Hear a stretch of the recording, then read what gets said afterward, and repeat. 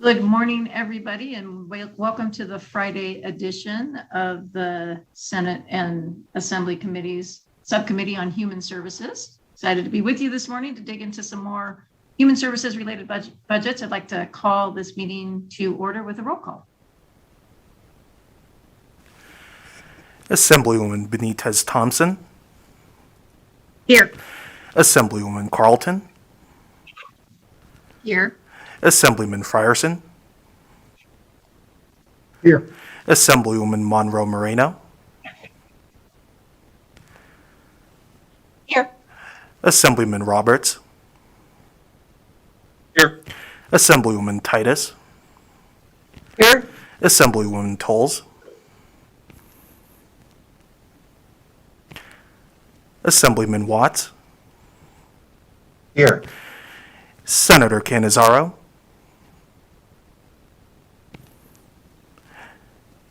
Senator Dondero Loop. Here. Senator Hammond. Here. Senator Kekeffer. Here. Chair Ratty. Here. All right. We've been doing this for a while now, wrapping up week. Oh, we've got a echo. Does everybody have an echo? BPS, is there anything you can do to help us with the echo? Oh, magic. You solved it. Thank you. So we're wrapping up week 5. We've been doing this for a while. I think those of you who are following along on finance probably already know that there are multiple ways to participate, but just in case there's anybody new here today, if you Google Nevada Legislature, there's a help tab on the top of every page, and that will tell you how to participate. So feel free to join us either by registering for public comment, sending in written comment, or using the opinion polls. So I did want to note that Senator Cannizzaro and Assemblywoman Tolles, well, Senator Cannizzaro is absent and excused, and Assemblywoman Tolles is presenting a bill and will be here shortly. We're going to be jumping into the Patient Protection Commission bills today, as well as some, or not bills, budgets, excuse me, as well as some from the Aging and Disability Services Division. And I'll go ahead and ask that we start with Sara Colhagen, the Executive Director of the Patient Protection Commission. Good morning, Madam Chair. This is Dina Schmidt, Administrator for Aging and Disability Services. Oh, sorry. I'm going to start with Dina Schmidt from Aging and Disability Services. I appreciate that. So if you don't mind, we've just incorporated the Patient Protection Commission portion into our presentation, if that's okay. Thank you for being so welcoming. Okay. All right. Good morning, Madam Chair, members of the committee. With me today, I have several of my team. I have Jessica Adams, our Deputy Administrator over Developmental Services, as well as our Community-Based Care Program. Jeff Haig, our Deputy Administrator over Administrative Services. Ricky Robb, the Deputy Administrator over Children's Services, as well as our Planning, Advocacy, and Community Unit. Robin Hager, our Administrative Services Officer. Jennifer Frischman, Quality Assurance Manager. Carrie Embry, the Governor's Consumer Health Advocate. And online, we do have Sara Colhagen, the Executive Director of the Patient Protection Commission. Slide 1, moving to slide 1, is Aging and Disability Services mission statement. And on slide 2 outlines our division goals. These goals were established as part of the department's Olmstead integration plan and really do focus on integration, quality of care, self-determination, and dignity for Nevadans that we serve and support. Moving to slide 3 is our organizational chart. You'll see in green the proposed changes to our organization, which does include the transition of the Consumer Health Assistance Program, the Nevada 211 program, and the Patient Protection Commission to Aging and Disability Services Division. Moving to slide 4 are the total positions for our division. We have a growth of about 25 positions over the biennium. And moving to slide 5 is our budget accounts by summary budget of our budget accounts. Our budget is really mostly caseload driven. We have 26 different programs within aging and disability services with a variety of structures. Some of those provide direct services to the community. Others are a shared model where the state agency provides the service alongside with community partners. And then we have those organizations that are 100% provided within the community, but funded by ADSD and with oversight and technical assistance provided by the agency. The three largest programs are our Medicaid home and community-based waiver programs.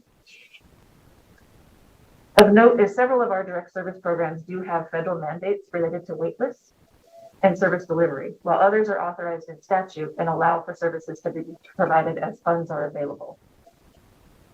Moving to slide 6 is our budget by funding source. And slide 7 actually begins the presentation of our budget accounts, with the Patient Protection Commission being first. The transfer of the Patient Protection Commission to Aging and Disability Service is really focused on aligning the PPC with other patient advocacy services within the state.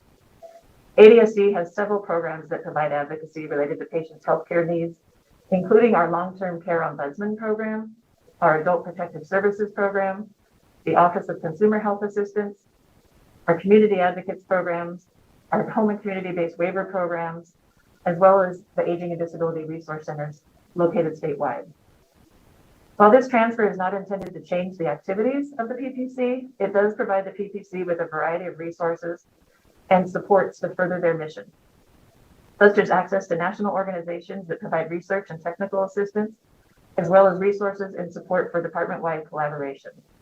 You've heard in several of the department budget presentations about the work we are doing to establish cross-divisional expertise to address health outcomes and health disparities in all areas.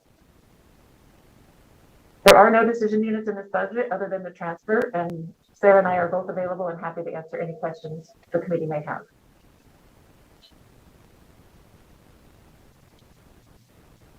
Thank you for the presentation. I'm going to go ahead and start with Assemblywoman Maggie Carlton has some questions. Thank you very much, Madam Chair. And thank you, Ms. Schmidt, for the overview.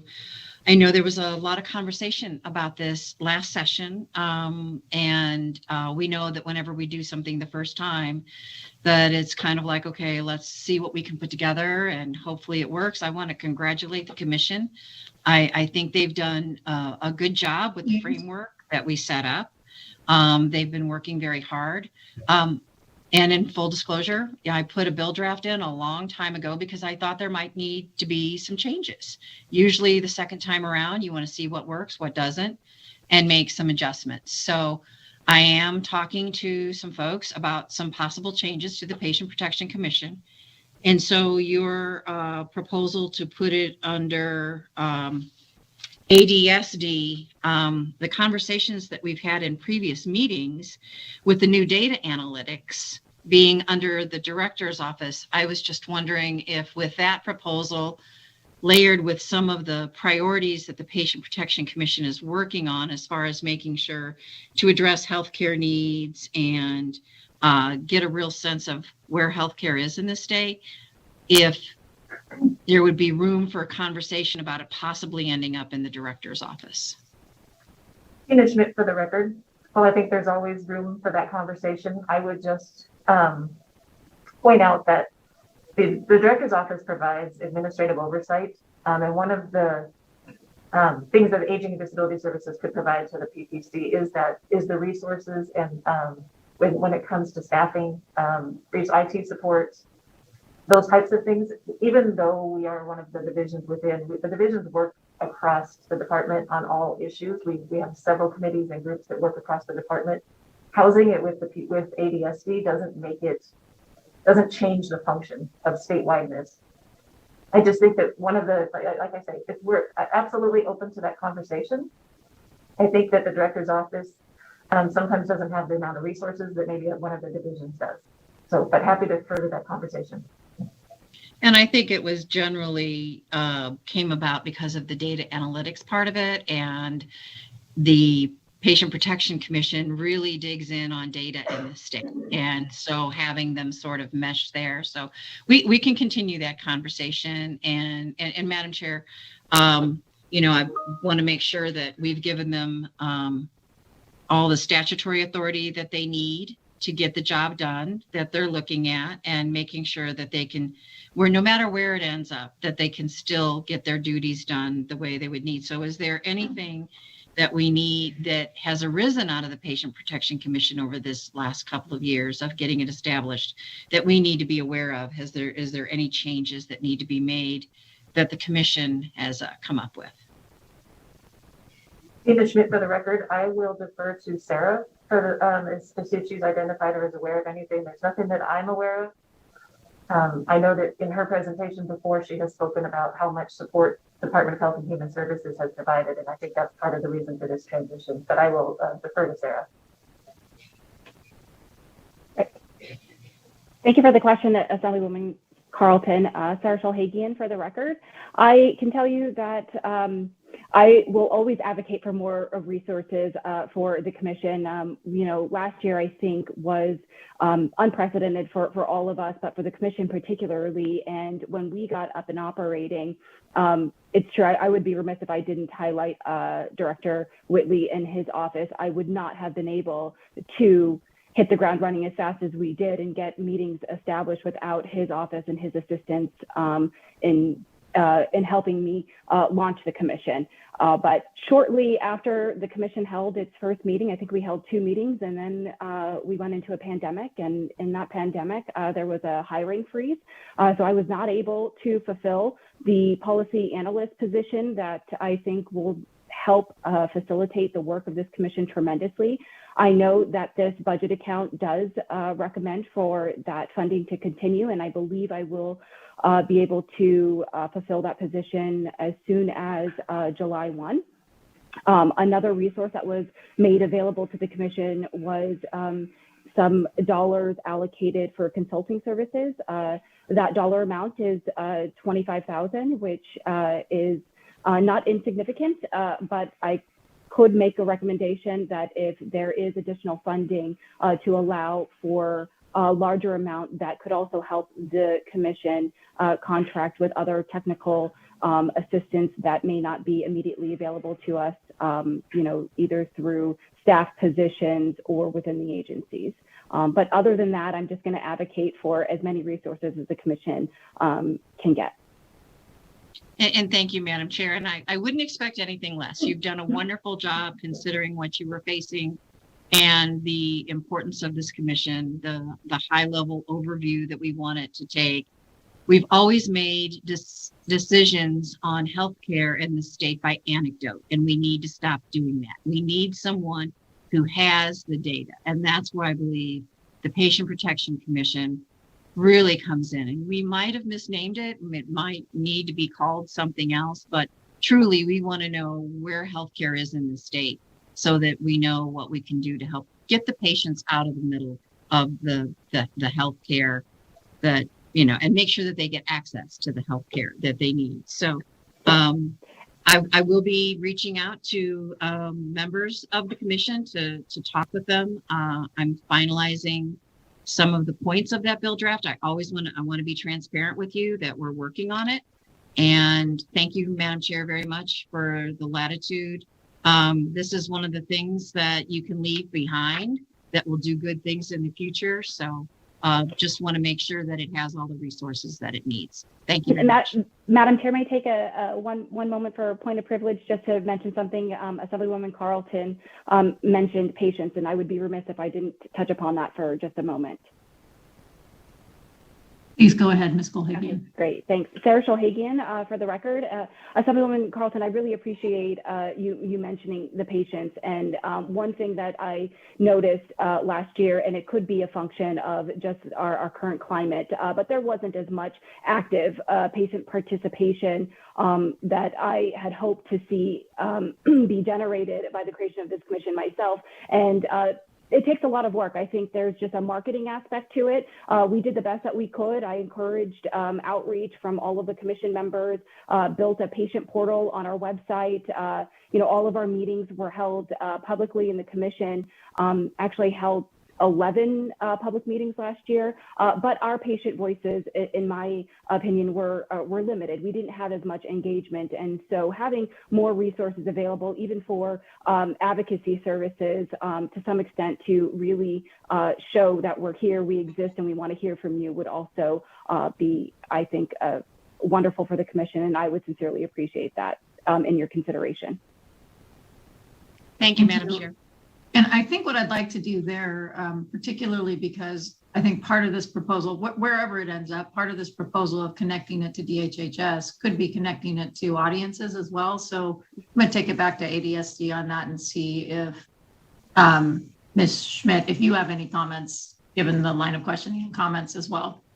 Absolutely. Tina Schmidt, for the record, yes, we do have, we host here several independent commissions as well as boards. We have the Commission for Services for Persons with Disabilities, the Commission on Aging, the Statewide Independent Living Council, the Assisted Technology Independent Living Council, and I know I'm missing a couple others, the Autism Commission Board. So we do have several organizations, and with the transition of Office of Consumer Health Assistance, the data that we collect with that program really give us a perspective of what patients are seeing and what their experience is and where the gaps are or where the challenges are in accessing healthcare. So I do think that we could be very helpful to the commission in energizing that participation that they're looking for. And both data and voices, not just the numbers, but the actual humans. Absolutely, both. Great. All right. I believe a question from Assemblywoman Titus. Thank you, Madam Chair. Appreciate the opportunity to ask a question. And that comment regarding the number of commissions is a perfect segue into what my question was. And regarding this Patient Protection Commission, I know you've presented to us before in previous budget. I too am concerned about the actual interaction and accomplishments of all these multiple commissions, and are they all living in different silos, or is it an opportunity for us to maybe put them on one roof where they can all communicate with each other? So we're trying to gather data, as Assemblywoman Carlton mentioned about truly, patients, and is this a correct term for this commission, Patient Protection Commission? I'm not so sure have you protected patients? Have you identified areas where patients aren't being protected? Because that's what the name would suggest versus healthcare needs, access to care. And so my question would be, I know that you had 4 BDRs and you presented them to us, but could you remind me did any of those actually involve protecting patients? Ms. Golhagian, I think that one's for you. Sure. Thank you for the question, Assemblywoman Titus. Sara Hagian for the record. The commission did put in a request for 2 bill drafts that are currently pending, and they haven't been heard, but they're scheduled to be heard in Senate Health and Human Services on Tuesday. And both of the bills, I think, would benefit patients tremendously, but the way the measures are addressed at increased access and quality. And so you've got one measure that's dealing with transparency, and the goal of that measure is to enhance patients' healthcare experience and improve outcomes by implementing transparency measures that help understand data trends. And the second one is aimed at access for patients, and that one deals with telehealth and codifying certain telehealth flexibility that was granted during the public health emergency declaration, and also focuses on equitable access of telehealth services. And that is aimed at implementing some data collection procedures as well to show equitable access in vulnerable populations with telehealth services. And so both of those measures are patient-driven initiatives. Gathering more data, just to follow up, Madam Chair, so that they would gather more data on access then? Is that what you're telling me? And is that what their goal is? So Assemblywoman Titus, I'm going to allow this to a point, but we'll have hearings on these bills and we'll have an opportunity to dig into them. Yeah, the bills are being heard on the Senate side next week. Right. So I heard 2 bills, if I might follow up on Madam Chair. Were you allowed 4 bills and you put in 2? Is that what I'm hearing? Thank you, Assemblywoman Titus. Sara Hagian for the record. The commission had the option to request up to 3 measures, and they requested 2. Okay, great. Was there anything about workforce development or anything that you brought forward? Thank you for the question, Assemblywoman Titus. Sara Hagian for the record. Workforce development has been identified as a priority of the commission to deliberate, but they have not included a measure this legislative session to address workforce development. Great. All right. Thank you. Thank you, Madam Chair, for the questions. You're welcome.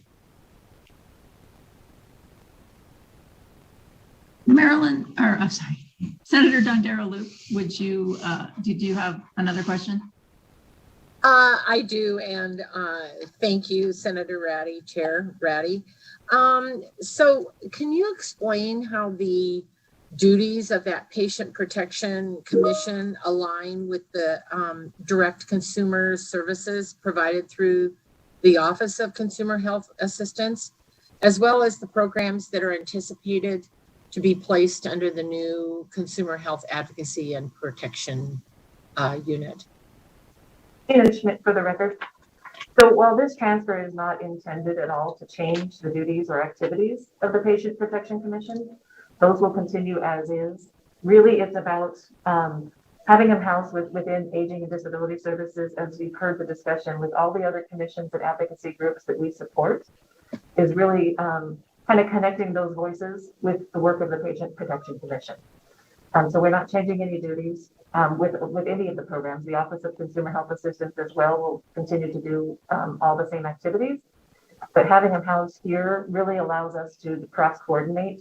I would just say, as an example, in the past year, to Assemblywoman Titus's question earlier, we have started to host cross-committee. We get the chairs of all of our commissions and committees together and hosted a training and kind of a cross-collaboration to make sure that where there's priority areas that people want to focus on, they're working together rather than separately and independent of each other.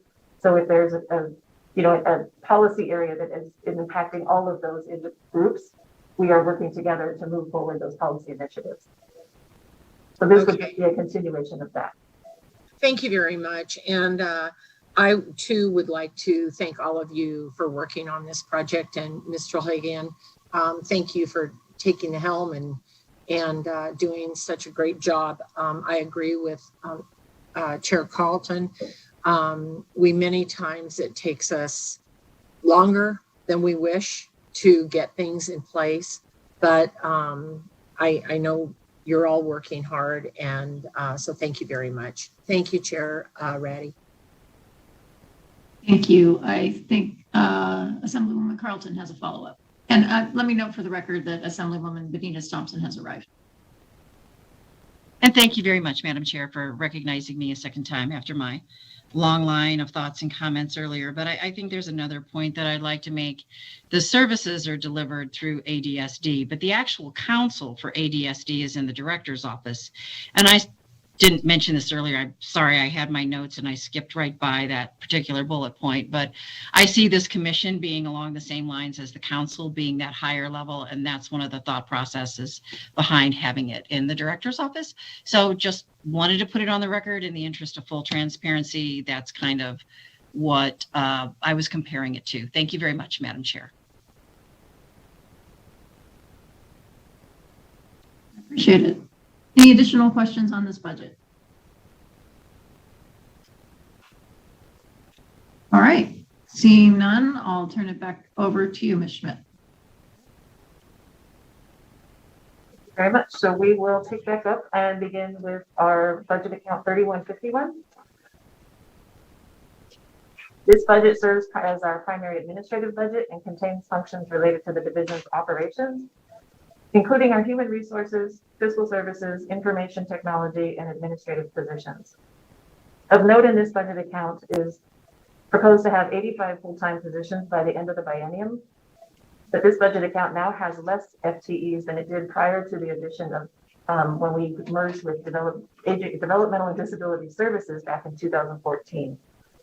I just want to make sure that everybody understands that that merger represented a 279% growth in our agency, and we've grown another 35% since then. And I just mentioned this because I think it's important for this body and the public to understand that while we always focus our priorities on serving Nevadans, it is very difficult to do that effectively and efficiently without the appropriate administrative resources. Moving to slide 9 are the decision units for budget account 3151.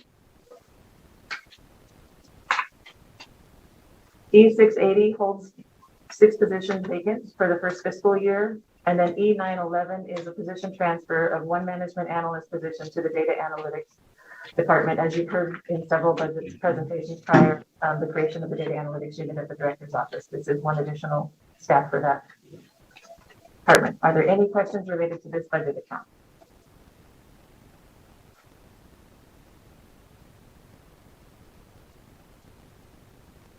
I have a question. So,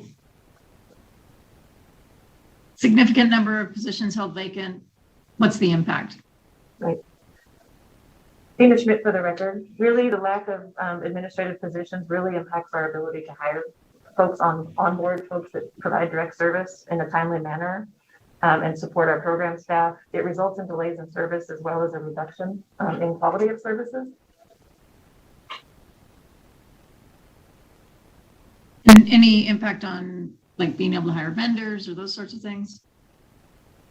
Dina Schmidt for the record. Yes, I mean, with the onboarding process that's done through our human resource group, we onboard hundreds of contract staff as well as hiring state personnel. All of those processes are delayed when there's lack of resources and positions to fill those duties. I believe Assemblywoman Benitez Thompson has a question.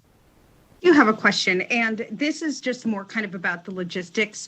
So I know that through a number of these budgets, we are holding positions vacant in 1 year and then bringing them back online the next year, and they've been held vacant probably since this past summer or before, depending on or when the hiring freeze hit. So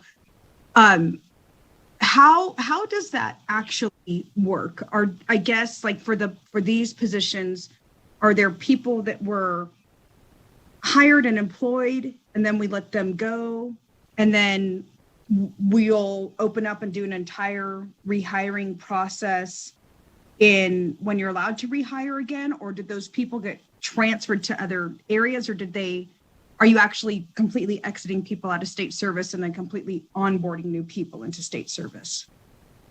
Dina Schmidt for the record, that's a great question. As part of this process, in order to not impact our staff, we identified vacant positions for anything that was being held. So all proposed positions that are being held were vacant at the time that we made that determination. Okay, so you didn't have to do layoffs. These were, I guess we should say, organically vacant. And because they were organically vacant, do you imagine that when you have the ability to hire for them again, that they will be filled? Or do you feel like it's 70% chance they get filled? You still have issues with pay where you just can't, you're not going to land an actual, are you historically had problems landing people into these positions or something like that? Dina Schmidt for the record. So I would say the majority we would have no problem filling, especially in the administrative budget. These types of positions that we're holding in this particular budget are not that difficult to fill. We anticipate we'd be able to fill those pretty quickly. Some of our direct service programs where we do have challenges, they are hard to fill. We oftentimes have to contract staff to fulfill those duties when we aren't able to hire internally.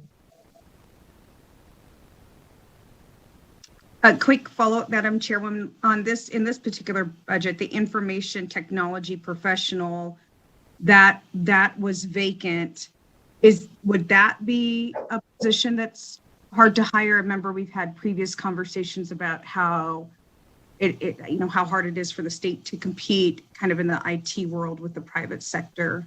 Okay. Sure. Dina Schmidt for the record. I'll defer to Jeff Haig, our Deputy Administrator of Administrative Services. Hi, good morning. Jeff Haig for the record. Yes, those historically have been a difficult to recruit position. Obviously, there's a lot of private sector companies that we compete with. Our pay is often not online with their pay, which makes it difficult. We would anticipate maybe a little bit of ease given the job market today, but historically they have been problematic. Perfect. Thank you, Madam Chair. That helps me to know that when I look at a lot of these vacant positions, I'm holding in my head the fact that they were already vacant, even probably before the hiring freeze. And that's how we kind of got this mix of vacancies. These are not positions you've necessarily chosen to make vacant. You were just taking those organic vacancies and holding them vacant. So that helps me to know. Thanks. Thank you, Assemblywoman. And Ms. Schmidt, you may be getting the questions that we've had building up over several budgets, so I apologize for that, but I'd like to follow up on that. So it's wonderful when we are able to make some of our budget cuts that are necessary using vacancies so that no one has to be laid off. But I think sometimes the unintended consequences of that is that the staff that we're missing isn't necessarily strategic to the needs of the agency. And so can I assume that there is a process that if there's a critical position that you need filled, that you can get a waiver to a freeze or and this is probably a newbie question, haven't been on finance committee before. So if it's a critical position that you need filled, how does that work? Tina Schmidt for the record. So I think a couple things, right? So when we identified the positions first during the special session that we were going to freeze, some of those are getting released this July. And then for this budget build, we had additional positions identified. We tried to not freeze critical positions, but sometimes I think because of the challenge with the budget and the numbers that we had to come up with, there were some critical positions that were frozen, and it does create challenges. Some of our programs don't have supervision down in certain areas, which is creating challenges for us.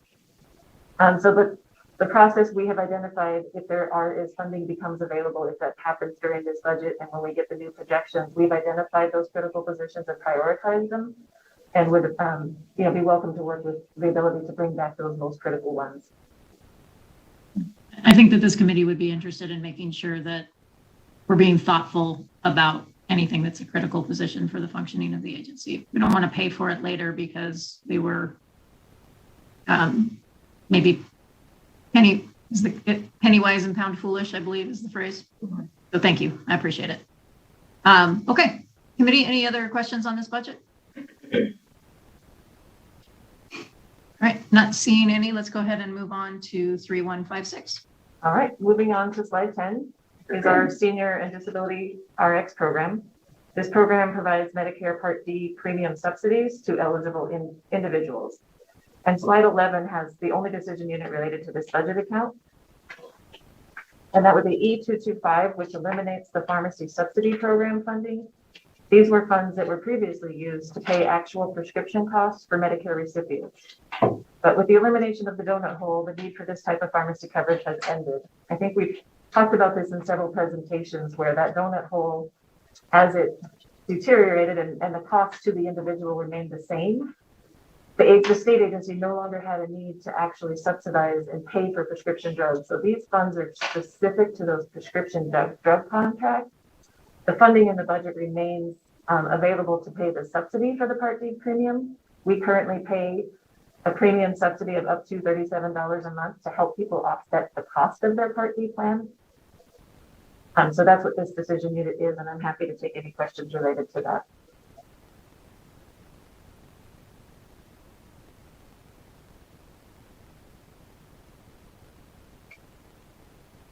I believe that Assemblyman Watts has a question. Yes, thank you, Madam Chair. I was just wondering, how is the premium subsidy of $37 a month determined, and to what extent does that offset participants' Part D premiums? Tina Schmidt for the record. So we looked at the amount of money we had available and the number of potential recipients to determine that subsidy amount, as well as took into account the average cost of Part D premium plans. I'll defer to Ricky Robb, our Deputy Administrator, for a little bit more detail, because I know that while we offer up to 37, the average is not quite that high. So unfortunately, not everybody has been meeting that high of a subsidy. Good morning, Ricky Robb, Deputy Administrator for the record. So the subsidy amount is up to the 37. Our actual average is $27 in 2019. And so at this point in time, that was based on the subsidy programs that were available through the Medicare Part D programs. And so that average was set based on funding as well as usage. And again, currently it is set at 37, but our average is 27. And sorry if I may add, with the changes within the donut hole, the caseload has decreased, and it continues to decrease as the need and the Part D plans have actually increased, then the need for the subsidy has decreased. Thank you for that. Yeah, if I can ask a brief follow-up question, and it's on the issue of caseloads. How many clients do you anticipate assisting on average during each month with the funding in this budget for the upcoming biennium?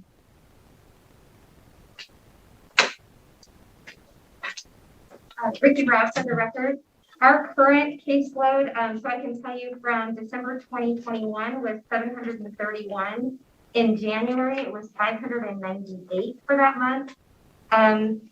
For additional, if I could just have a moment for February. Actually, I would need to get back to you in regards to the February numbers, but I can tell you that has been the trend. Since July of 2020, we were at 830.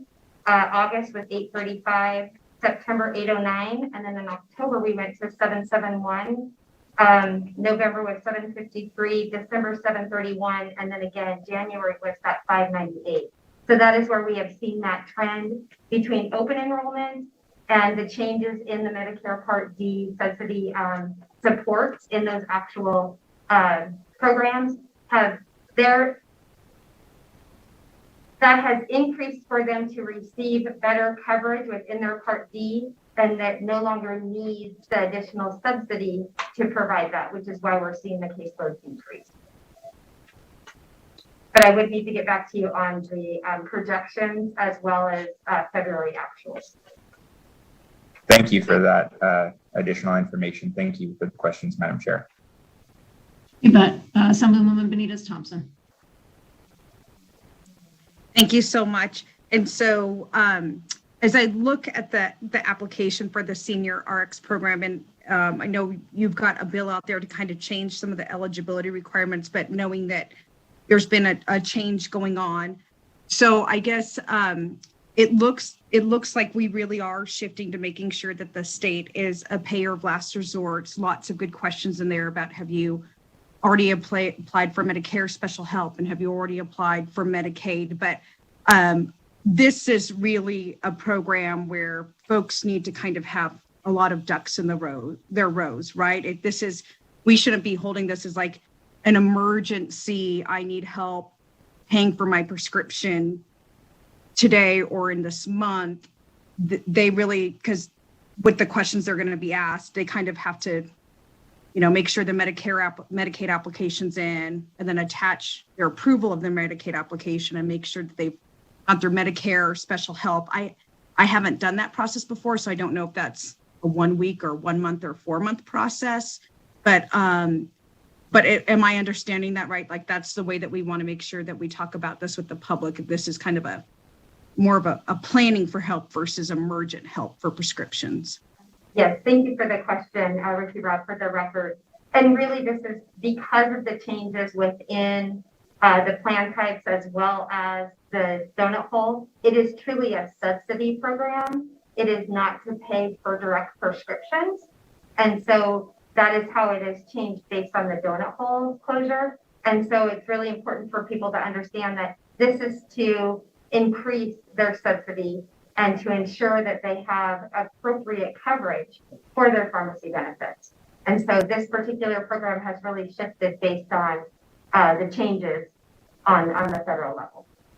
Perfect. And just while we're on it, I I want to ask, because I think it's something that might be helpful for us in the public as we think about these kind of programs. I've noticed that in more and more applications, a copy of the Medicare card is required to be attached. And for some populations, that's really easy to do. I think for older populations, especially those with dementia, where they're losing all their stuff or they've hidden their wallet, it can be very hard to come up with their actual copy of their Medicare card. So does it have to be indeed an actual copy, or can it just be their Medicare number and then it gets verified on your end as being legitimate? Tina Schmidt for the record. So I think a couple things right now. Yes, we do require that information. We do not have an electronic database to verify that. Whereas the Division of Welfare and Supportive Services, for example, they do have those electronic connections, so they can do that electronically with just the number. We don't have that type of resource for this small program. One of the goals of AB 35, which is to give us the ability to create a program that makes sense around prescription drug costs for folks with disabilities and for seniors, is really spending the next biennium doing some public outreach and understanding what the needs are and being able to, through adopt regulations that builds a program going forward that actually provides the support that's needed. Thank you so much. Thank you. Thank you. And I'll just, one follow-up question, because it looks like a budget cut, right, in our numbers, because there's a resource that's going away. But I think what I hear you saying is that at the national level, there were some solutions in Medicare that closed donut holes. And so we didn't need the direct paying for prescriptions anymore. We do need the helping people purchase Part D so that they have coverage. I think I heard you say it's sliding scale. So I'm thinking of a particular constituent that I worked with where his income was like $835 a month. He's a dual enrollee, Medicare and Medicaid, doesn't have any money really to pay for this. And so is this the program that is helping him to have Part D? And is it sliding scale? So if the income is extremely low, they're not going to be hurt. I just want to make sure that we get on the record at the very end of the day with all of this shifting. Are there any senior low-income patients that or people with disabilities that aren't going to have the same level of resource that they have today? Tina Schmidt for the record. So as Assemblywoman Benitez Thompson mentioned, this program does, for the very low income, there are several federal programs. There is the Qualified Medicare Beneficiary Program, and there's the Income Subsidy, which kind of covers those folks at the next level. And then this program was always intended to be those that are just above that. So seniors that were above the federal poverty limit, but still needed help because prescription costs were so outrageous when this program was developed that we were seeing so many people not being able to access. So this program was developed to help those folks. So I hope that answers your question. So yes, those programs are not being impacted. Those low income programs are not being impacted by this reduction. Yep, no, that is a super helpful reminder of what the target population is for this specific program and that there are other programs. So thank you for that. Any other questions from the committee? Not seeing any. All right, let's go on to 3266. So on slide 12 is our budget account 3266, which is our home and community-based services. This budget account has several programs within the budget. The Planning, Advocacy, and Community Program, otherwise known as the PAC unit, our community-based care, otherwise known as our CBC unit, our long-term care ombudsman program, as well as our adult protective services program. I'd like to review each program separately as far as decision units, just to give an understanding of what goes on. Sometimes I think when we present this budget, we present everything at once and it gets very confusing as to which program we're impacting. So as we go through here, we'll touch on each one of the programs within the budget. Moving to slide 13, we'll start with the Planning, Advocacy, and Community unit.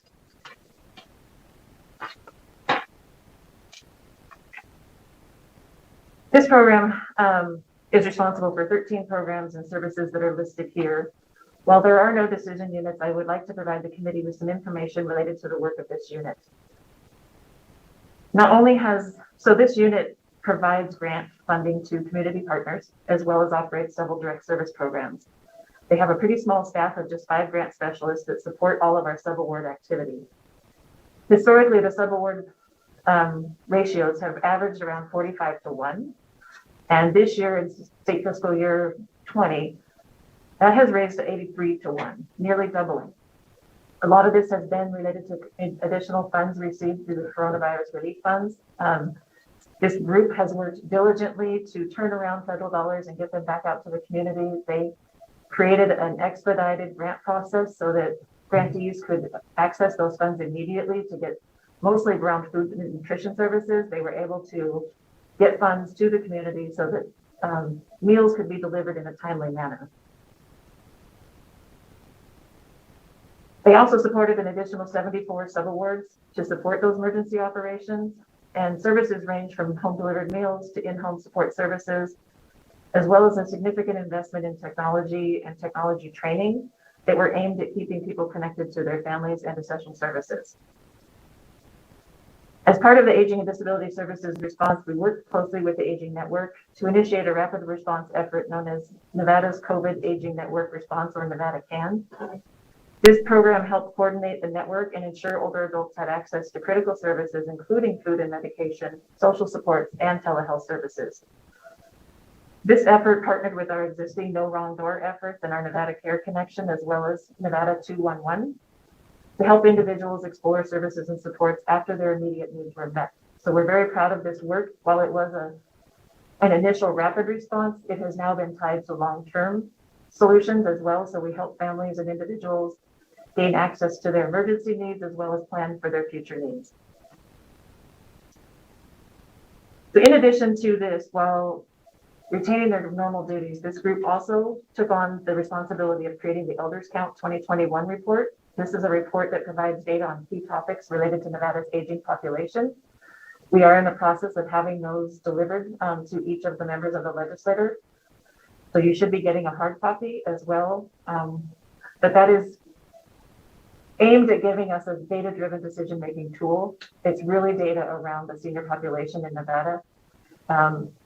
Really trying to hope, we have made a commitment to continue that project on a biannual basis so that the legislature and our agency have the data that we need to make decisions going into legislative sessions. This group has also supported coordination of vaccination efforts for seniors. They have been heavily involved in working with the community partners and getting people access to the vaccinations. And so I just wanted to take a moment, I appreciate the indulgence, but I just wanted to take a moment to acknowledge the work of this group. They're an incredibly dedicated group who have remained flexible during this year and really put the community and the needs of the seniors at the forefront and have worked very hard. So I don't have any decision units, but just wanted to be able to acknowledge the work that they've done in this program. Moving to slide 14 is our community-based care unit, otherwise known as CDC. This unit is responsible for the frail elderly and the physically disabled waivers, along with 3 other programs that sit right on top of those. We've talked earlier about the Senior X program being one for the next level. These programs sit on top of the waivers for those folks that quite aren't eligible for the waiver. They may need these same services, but their income's just a little too high. So these provide these 3 programs, the personal assistance services, homemaker services, and community options program for the elderly, all provide similar services to the waiver to those folks who are just at an income level or resource level too high to be on the waiver. As the operational agency, ADSD is responsible for eligibility and enrollment into waiver services, providing case management and service coordination, and contracting for the direct services, as well as billing for those services, as well as quality assurance activities and federal reporting requirements.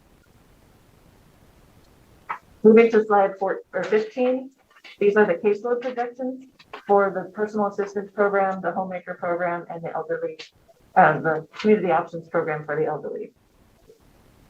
And on to slide 16.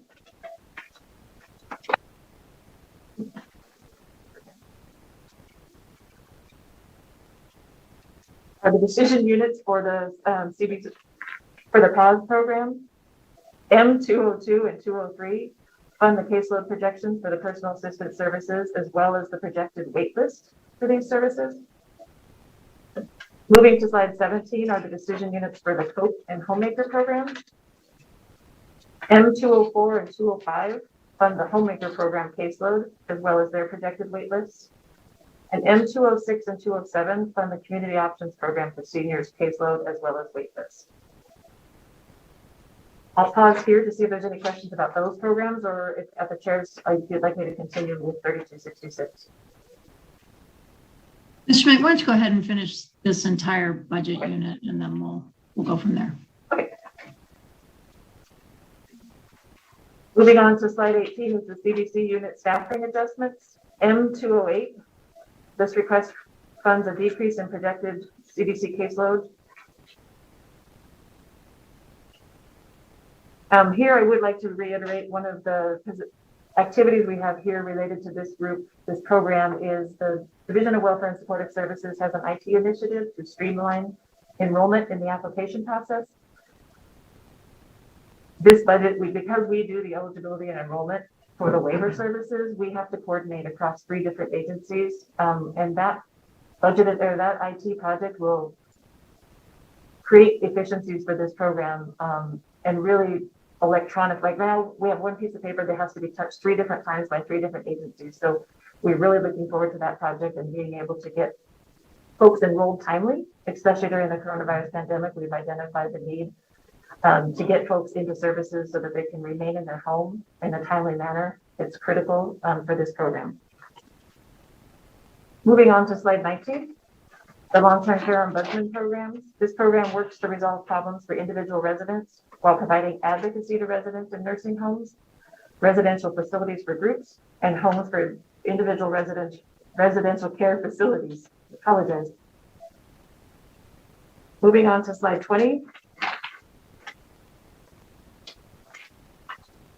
Is the caseload projections for this program, while 21 is the decision unit for the program. M209 is a caseload staffing adjustments. You see it is a reduction in staff. We believe that COVID-19 has had we know COVID-19 has had a huge impact on this program, as we were not allowed in facilities for several months. Even though last session, the facility types that we visit were expanded. So while we are concerned with this reduction in staffing, we're hopeful that the revised caseload projections in March will capture that we have now returned to facility visits.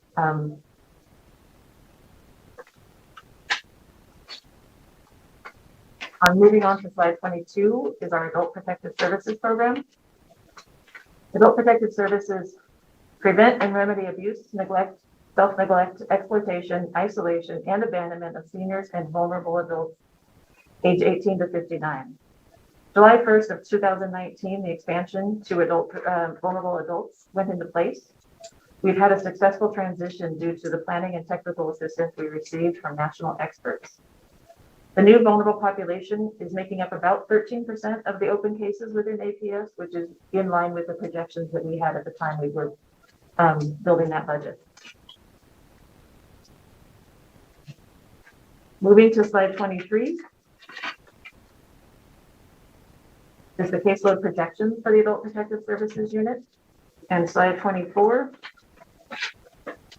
are the decision units related to staffing. So M210 increases the Adult Protective Services program staff by 9 FTEs based on current caseload projections. Moving to slide 25, 3266 budget reductions and transfers. E680 is holding vacant 21 positions in the budget account as a whole, and E908 transfers 1 contract management analyst position to the Office of Analytics. Are there any questions related to budget account 3266? Thank you, Ms. Schmidt. I am certain that there are questions related to this budget account. That's a lot of different information. So committee members, if you could, when you're asking these questions, refer to the program or the decision unit whenever possible. I think that will be incredibly helpful. I believe that Assemblywoman Monroe Moreno has some questions to start. Thank you, Madam Chair. Yes, I'd like to start with the community-based care programs, the caseload adjustments. I was looking at the wait lists for the personal assistance services, the homemaker, and community options program for our elderly. And the numbers of clients being served seem to be lower than the legislatively approved for FY 2021. Could you explain why that is? And then what impact the pandemic had on the services that you were able to provide?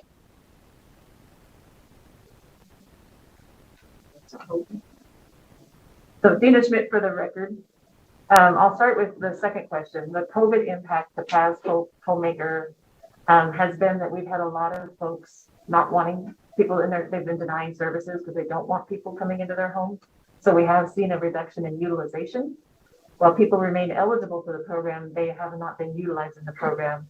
And then additionally, we had some folks that were on the wait list, and when we reached out to initiate services, they were not interested at this time because of the pandemic. So that has impacted the caseloads. The other piece, as far as the reductions, there's been adjustments because our caseloads did reduce due to the COVID pandemic. So that's what you see in these decision units, is some of those reductions, in addition to the cost per eligible has reduced for those groups as well. So the actual cost per eligible originally was running around $613 last session, and it currently is being budgeted at $493 this session. So we've been working with LCD staff to address any adjustments that are needed, but there has been a lot of fluctuation in the numbers for these programs due to the COVID pandemic.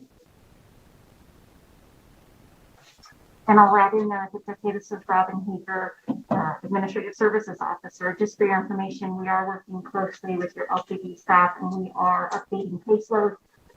It'll happen starting today, and then within 2 weeks, you'll have completely revised, updated caseloads.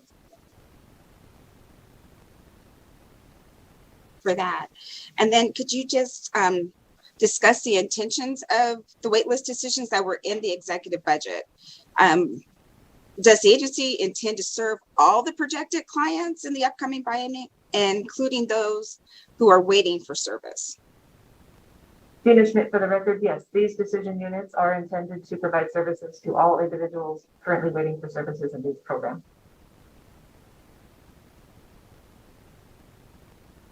Thank you, Madam Chair. I'm going to go to Assemblywoman Titus. Thank you, Madam Chair.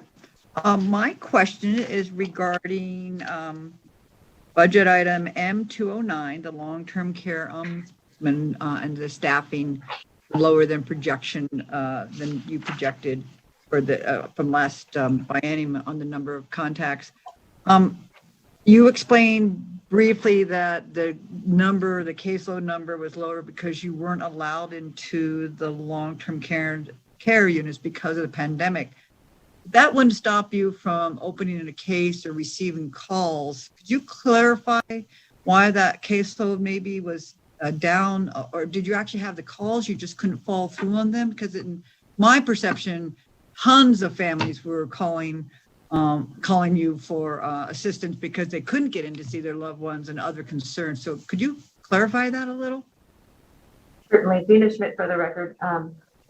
I'll start, and if Jennifer Frischman might need to add a little bit to my comments, but the normal activities of the long-term care ombudsman include regular residential facility visits. And those oftentimes what happens is we'll go in for a visit, and that visit, as we're walking through the facility, will become 5-6 activities, right? And so we build our caseload based on activities.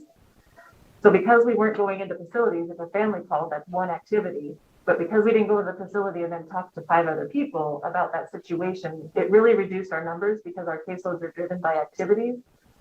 So those overall activities have dropped. Even though we might be still getting the calls from families, we're not actually going into the facility and generating additional activities that count towards the caseload projection.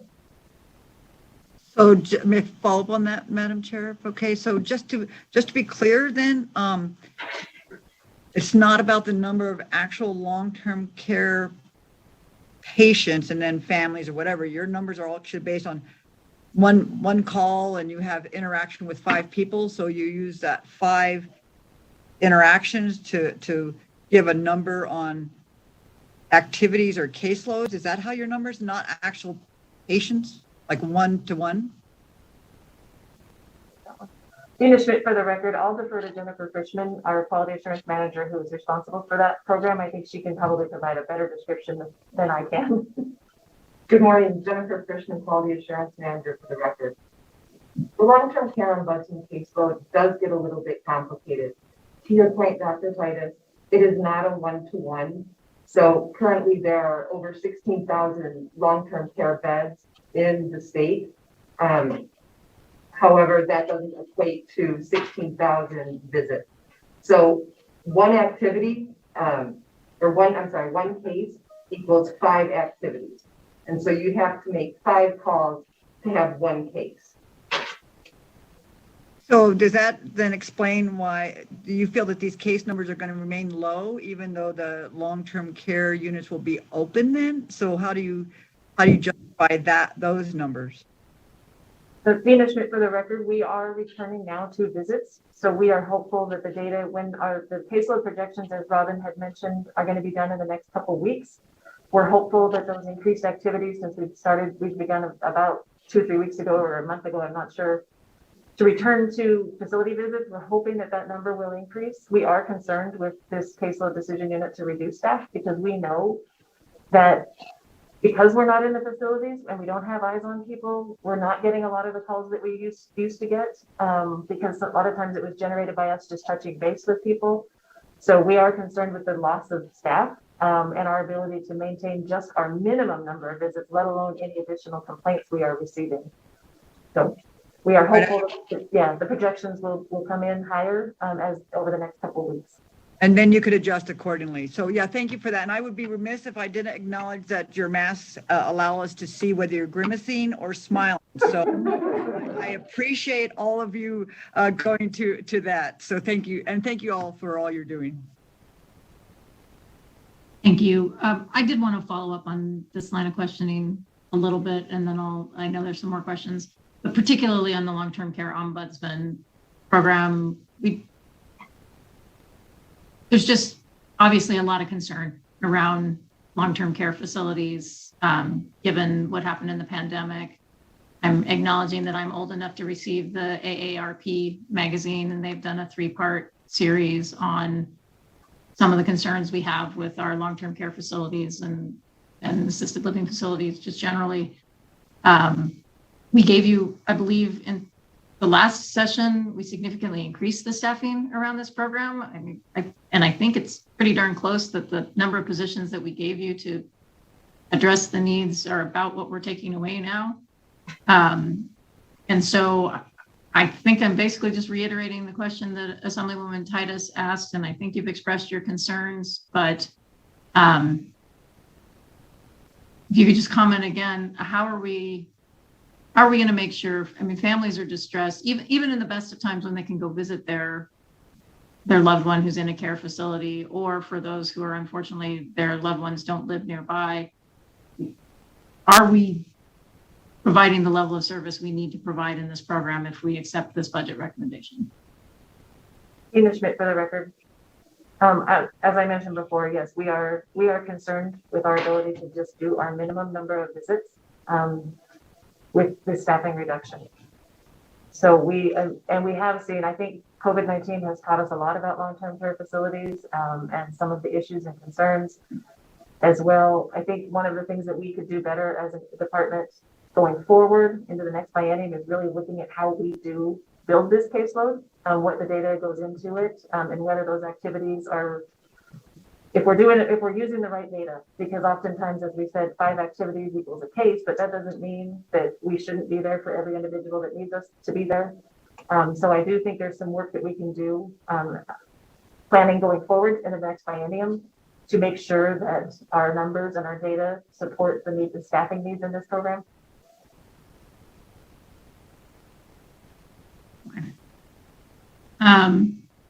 All right, I think Assemblyman Roberts has a question.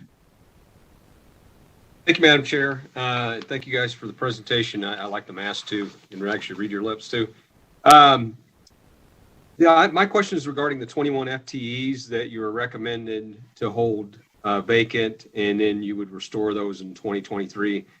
My question is, how long have they been vacant? is this something that they've been vacant since 2019? And so we're gonna restore these after 4 years, and how is it impacting your ability to render services? Is it impacting you? Do you think caseload, what's driving the need to keep them on the books rather than just eliminate them? Gina Schmidt for the record. So these 21 positions have been vacant since the implementation of the statewide hiring freeze. So yes, there's been a direct impact to the services provided, not only in going into the next biennium, but over the last year. Without these positions, we have seen an impact in our ability to provide timely services. But they have been vacant since the hiring freeze. And when was that? Was that July of last year? Just March or April. Gina Schmidt for the record. I think we're all trying to remember. It's been a long year. March or April, I believe, of last year is when that went into effect. But we can certainly follow up with the exact date. Okay. I'm sure we can find it, but if you have it readily available, please send it. Thank you. Thank you, Madam. That Assemblywoman Benitez Thompson. Thank you so much. I just want to echo real quick the conversation about the potential loss to these long-term care ombudsmen. I feel like we gave the department 10 last session, and just be really nice to see that stick. I imagine that as we start looking back at the data coming out of skilled nursing facilities, the MDS and all the quality measures, I just imagine there's going to be kind of nosediving in a lot of those measures across the board. And when the facilities were shut down to families and outside providers, the only set of eyes and ears were the staff in there. And I know that long-term ombudsmen had trouble even trying to get into or communicate with staff. And whenever we have congregate things, whether it's children or adults or, any of those closed door congregate care settings, that the government just has to have eyes and ears in there, or things go wrong in a way that we just get our pantsuit off, quite frankly. So I just can't underscore the importance of that. The second thing I would say is, so as we look at I'm looking at the home and community-based waiver programs, and I know that there was specific CARES dollars and fundings allocated to skilled nursing facilities, but I don't believe any care dollars really ended up like in our waiver program, in our home and community-based waiver programs. And my first question is, am I correct in that recollection? I want to say I recall something about an iPad programs and getting iPads out to isolated seniors, but other than that, I don't think any of those dollars got caught in these pots. Is that correct? Gina Schmidt for the record. So a couple things happened there. You are correct. The CARES relief emergency funds that we received under the Older Americans Act went to the long-term care ombudsman program directly, and that's where the iPads came from. And then we had Older Americans Act funds that went through our planning, advocacy, and community unit that went directly to community providers. There was no direct additional funding on the waiver unit. I would say that we did have the increased federal Medicaid assistance percentage, so that increased FMAP offset some of the costs for those waiver services. But those are in the Medicaid budget for these two programs. The dollars are in the Medicaid budget, not in our division. I appreciate that. If I could, I'll go on to a kind of a follow-up question, Madam Chair, if that's okay. Please do. So as I look at the COVID dashboard and I look at the data, we can see data by facilities. And when it seems to me that it looks like our residents of smaller congregate care settings in our residential group homes for the elderly and medically fragile, that they seem to fare surprisingly better than those who are elderly and medically fragile in a skilled nursing facility. You can't really parse out the data to see, I think the group homes are lumped in with the assisted living. So you can kind of take a look here and there, but do we know that? Do we know, as we look forward and we think about our congregate care settings for seniors, what type of settings did better than other settings? Gina Schmidt for the record. So While we haven't dug into that type of data at this point, I think you make a really good point that we need to be looking at how folks fared and what the issues were and reaching back out to those providers to get input. I know that in a smaller setting, it's much easier to isolate the group of a smaller group than it is with the nursing facilities. I think one of the issues with the nursing facilities is oftentimes the staff work in more than one facility, whereas in group homes and smaller settings, the staff remain the same and consistent. But I don't have a direct answer other than anecdotal. But I do think it's a worthy discussion, and we could work with our data analytics groups to kind of provide some more information now that we have a year's worth of data. I'd appreciate that, because I think that before the pandemic, we saw two things happening. We saw the skilled nursing facility switching to their book of business to Medicare and rehab beds, because those pay more. So few nursing facilities taking long-term Medicaid patients, but also just people not wanting, this idea of I'm going to go into a nursing home. Just that doesn't happen really anymore. No one plans to say I'm going to check myself into a nursing home and spend 10 years there, 5 years there. So I just, as we talk about how we're planning for these community-based services, supporting people in the home, and then your staffing to make sure that we can actually fill those waitlist spots and expand those waitlist spots, I think it's exponential now, because I think in the next couple of years, people are just going to want to stay home. And so to keep them safe, we're going to need all of these programs well staffed in order to support that. And if it produces better health data, and we just know people are going to be safer from big infections, and not just COVID, but MRSA and all of those other great things that they get in big congregate care settings, then we should just know that we should plan to support that trend as well.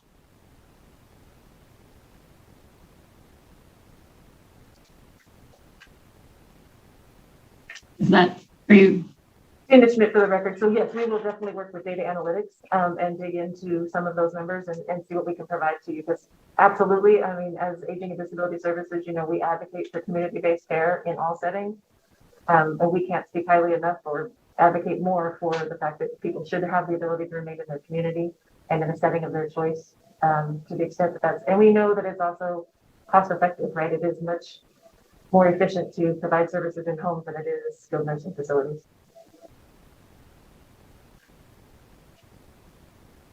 Thank you. Assemblywoman, did you also have a question about adult protective services? That's so kind of you to remind me. I did. On adult protective services, in looking at the number of vacancies you have, there does seem to be quite a bit of vacancies in this program, and it's new. And so I think we should probably try to fund it right, get it right, and kind of look back and say, okay, in the past couple of years, how have things been going? Can you tell me more about those vacancies? Are those vacancies happening more in one area than another? Could you give me some insight into the number of vacancies that we have in adult protective services? Tina Schmidt for the record.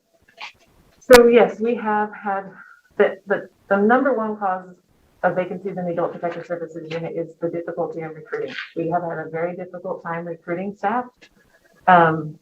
Our established caseload ratio is normally 1 to 40. Our current average caseload is running at 1 to 93. So those staff are working overtime. They are overwhelmed. The ability to get out and respond timely is being impacted by that. The vacancy rate for social workers and adult rights specialists currently is running at about 51%. Statewide, vacancy rate is at 50%, but with our Las Vegas area, our adult protective service social worker vacancy rate is actually up as high as 60%. So as you can imagine, and you look at the activities that this group has and the functions of this group, it is very difficult for them to continue at that kind of caseload ratio. We are concerned with burnout, but our number one reason is really we're having a difficult time to recruit those positions. We see a lot of turnover. Folks can get hired in our adult protective services unit as a social worker and then move on to other agencies for an increase in pay because of the rate of pay that we provide. Oftentimes we are kind of the training grounds for social workers who rotate through our program and on to other programs. Thank you so much. I appreciate that. And I think we just need to remember that the reason why we have an adult protective services isn't because necessarily, and you know, myself included in this, wasn't like we said, oh, here's this program we need to stand up. It was an audit by, was it the Department of Justice on our victims of crime stuff? It came from higher up saying you are not doing right and not providing these services as a state. And so we kind of stood this program up to make sure that we could be better compliance in that way. And so we ought to think twice about making sure that we're doing it right, because otherwise we, you know, once again, we might just be forced to down the road if we aren't proactive about it. But thank you for letting us know. Thank you. Senator Kiefer. Thank you, Madam Chair. Appreciate it. I wanted to follow up quickly on the first questions asked by Assemblywoman Monroe Moreno regarding caseload. I think, Ms. Schmidt, you said that you were budgeted at 493, but actuals were at 619, and you were going to reproject with the anticipated caseload growth. Did I hear that right? And if so, are you going to just go back to the 613, or are you going to use a different number? Tina Schmidt for the record. So that was related to the COPE and Homemaker programs, where the actual costs for clients has been reduced. Again, we think part of that is utilization because folks have, you know, asked for less time in their home. So we will relook at during the projections what the average cost is to date, and use that. It's always, I think the methodology, and maybe Robin can speak to the methodology, is we usually use the average cost, actual cost, rather than a projected cost. For the record, Robin Hager, Senator Kiefer, we typically use the FY20 actual and then just project that based upon that actual cost. Again, because of COVID, you know, it's a really different year for us and really for everybody, right? But certainly with caseloads and people utilizing the services, this is an instance where it drove the cost down, potentially artificially, but that's usually how we look at caseloads.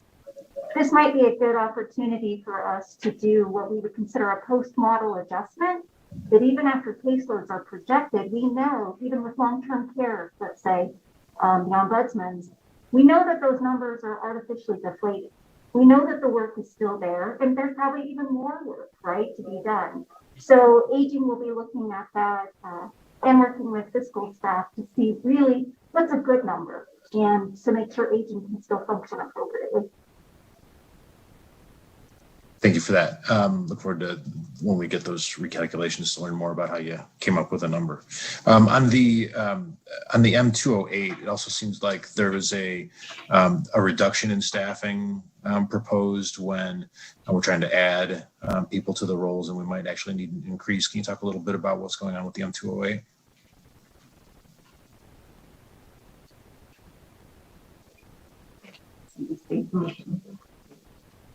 So this one, same type of, sorry for the record, Robin Hager, Administrative Services Officer. This is the same type of situation where based upon how we use the individual. So when you guys look at the budget, it can say social worker, and then we take those positions because they do different activities. Some of those social workers do intake, some of them are actual caseworkers. So based upon the caseload numbers that came in, there was some shifting going on that we needed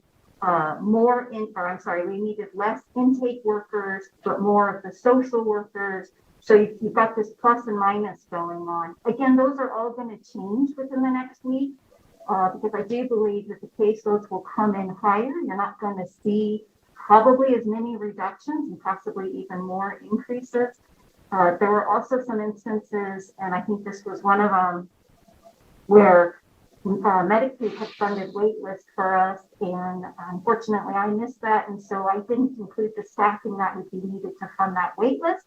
So all those things will come into play and get fixed over the next 2 weeks. So I think you're going to see a significant change in some of these, and just the numbers evening out a little more. Thank you very much. Appreciate it. Good to see you.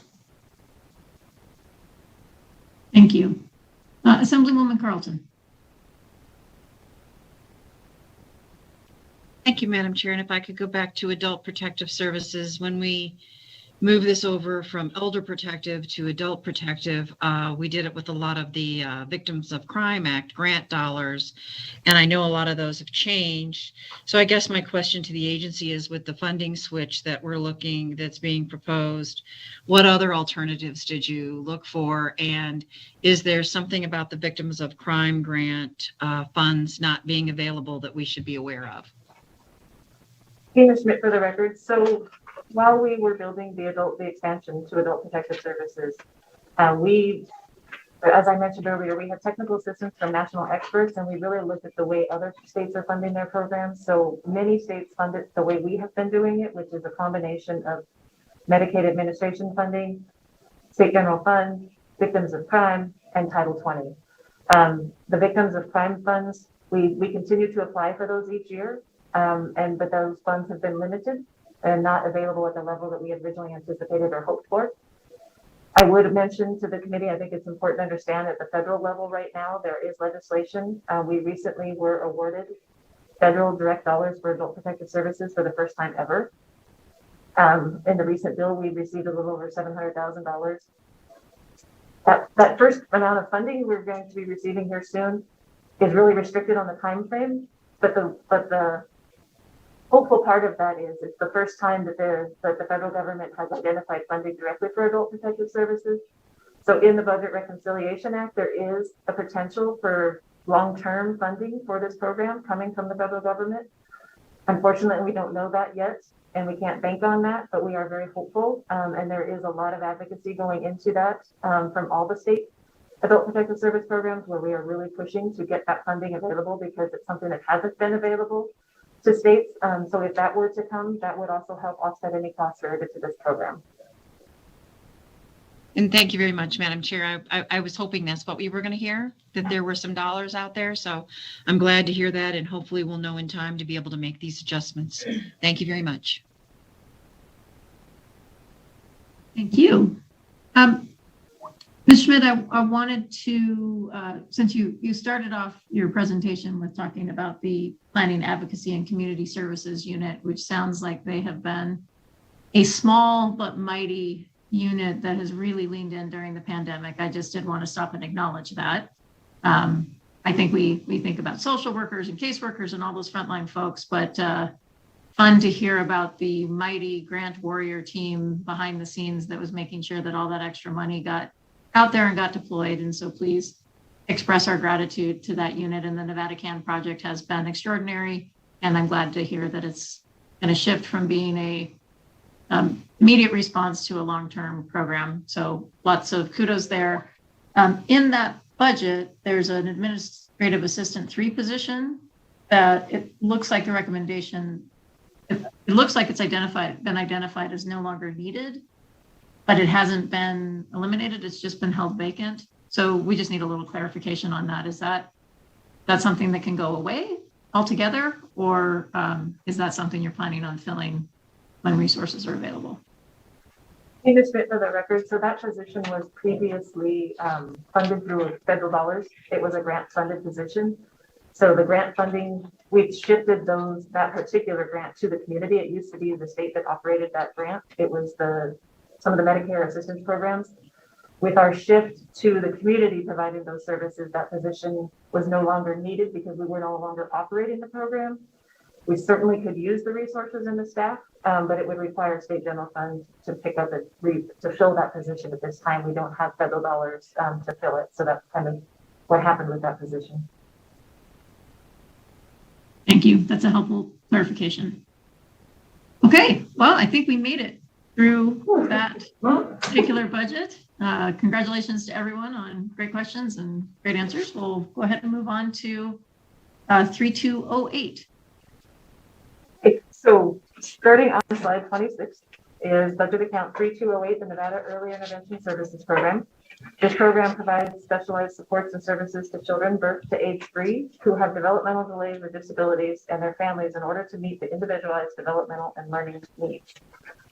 This is a shared model with community partners and the state agency, both operating as providers of these services. And we do have to follow the Part C regulations, which require timely services to be provided, meaning we cannot have wait lists for these services. Moving on to slide 27. Is the caseload projections for the early intervention program. And then on to slide 28 is the decision unit related to this program. M201 funds caseload as well as the staffing to support those caseload increases. And then moving to slide 29 are the budget reductions for the NAIS budget, with E680 holding vacant 29 positions for the fiscal year 22, and E698 and 699 reducing the monthly per child per month payment to community providers from $565 to $500. This monthly payment is made for every child with an active individualized family service plan, and it is paid over and above what providers can obtain through billing for billable services through insurance as well as Medicaid. And we know that the ACA increased billable services across many of these programs, especially when it's related to children's services. Additionally, it's of note that the federal flexibilities during the COVID-19 pandemic have also allowed the telehealth services to be provided for many of the services within the EI program, which has reduced the costs associated with transportation for both the providers and the state.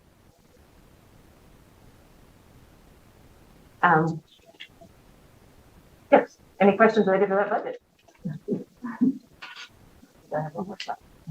I believe Senator Darrell Loop has a question.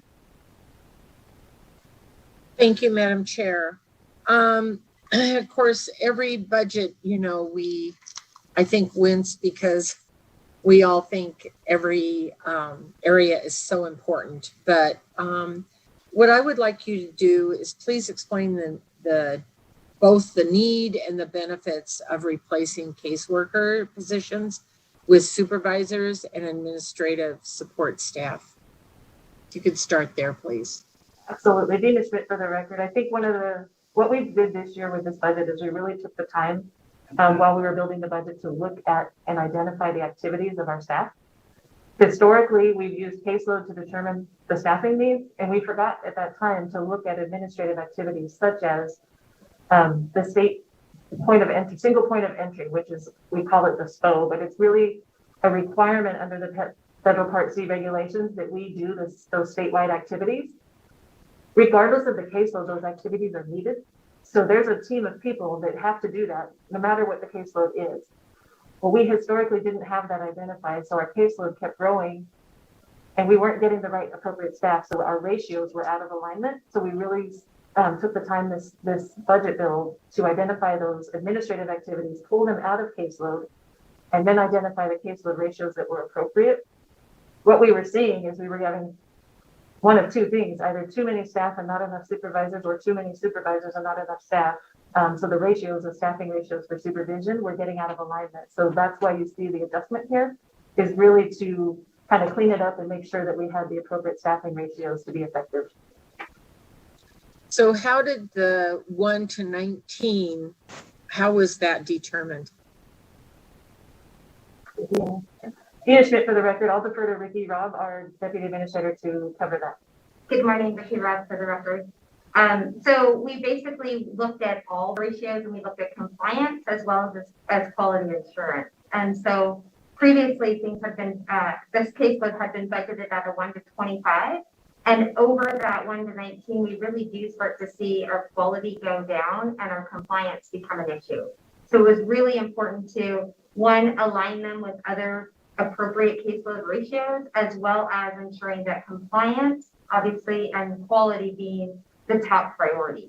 So we have implemented matrices for all of our caseload staff, and we've been able to look at the data. And I'll give a shout out to the 2019 session. Our management analyst team that you approved have been able to really dig into the data and see what works, what doesn't work, and how does that affect our quality and our compliance. And that 1 to 19 has really shown to be the most appropriate caseload ratio versus what we've been utilized in the past.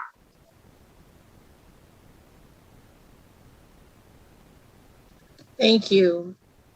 And then if you could discuss whether there's a potential for the cost per per eligible for the state caseload to increase for the upcoming biennium as, service utilization and how services are delivered begin to return to pre-pandemic norms. Tina Schmidt for the record. So I think as we've talked about in many of our caseloads, yes, there is a potential for that. We try to take that into account, but we know utilization has been down. We know the use of telehealth has reduced our costs. While telehealth has been a wonderful alternative, sometimes it's not always the best alternative. So I think that there is a potential for increases in costs for our agency as we return to direct services in the home. Many families have been hesitant to have us in their homes right now. But as vaccinations expand across the state, and I think Ricky could probably highlight a little bit about what we're doing to reenter. As far as a reentry program, we kind of have a plan that will impact our costs for eligible. Ricky Brown for the record. We are a natural environment model, which is one of our federal requirements, that it must be in the child's natural environment, and typically that is their home. And so with obviously during the pandemic, we were not able to do that. And the federal flexibilities gave us the ability to implement telehealth. So we're currently looking at a phased-in approach of our reentry. Right now, what we have done, we're in phase 1 and phase 2 based on the need of the program and the access, to where we are doing more of the clinical environment based on the needs of the child. So those higher need individuals will be able to come into the clinic, be seen either by the physician, the developmental specialist, or the therapist in which they need, and we'll be able to provide that within the clinics. And then once we, the state reopens more, then we will be looking into the next phase, which is phase 3, which would be those natural environments back into the home once it is appropriate for the children as well as the staff.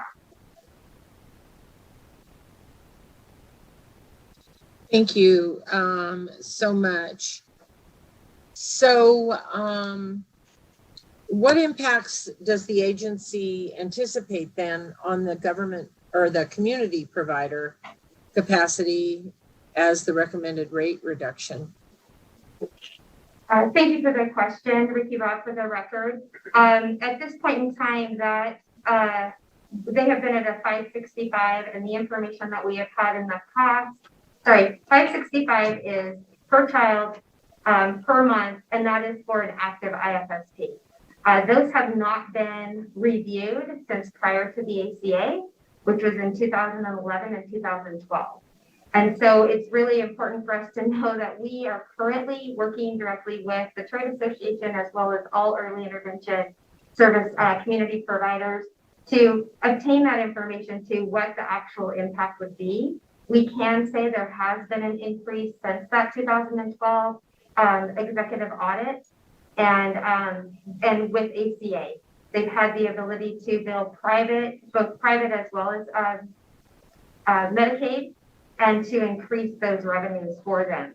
I can say anecdotally, they have stated that it will impact them, but based on data and numbers, we do show that they have received an increase over the years, and it'll basically be a business model decision for them on what they'll be able to continue on based on that potential reduction or the proposed reduction. And I'm sorry, can I just also add for the last question, I want to just assure that all of you know that there is still a moratorium in place that was put in place by the early intervention physicians, and which has not allowed for that face-to-face visit and that natural in-home environment visit. So I just want to make sure that that's on the record, that is still active. That was put in place on March 15th of 2020. So my apologies for doing that in the middle of this question, but I wanted to make sure that was on the record, that we do have an active moratorium based on the early intervention physicians, as well as our chief medical officer. I appreciate that, Ms. Rupp. Thank you very much. And Chair, I'll stop if someone else has questions. Thank you. I believe Senator Kiefer has questions, and then Assemblywoman Titus. Thank you, Madam Chair. And thank you, Ms. Robb. I appreciate the note that they can bill private insurance as a component of the reimbursement if the families agree to that. But you can do that as well from the state side, correct? And if so, how successful is the state at being able to get permission to bill private insurance? Thank you for the question, Ricky Rob, for the record. Yes, we as a state agency are able to bill, and we do. And I can tell you, the management analyst team, again, has been very supportive in providing us data and support in actually increasing those revenues based on our Medicaid, TCM billing, and our private insurance. And so with that actual revenue actually offsets the supports to the overall system, not just for state providers. So from a revenue line in your budget, where would I see those reimbursements? What do they come in as? I'm going to defer to one moment. Please hold.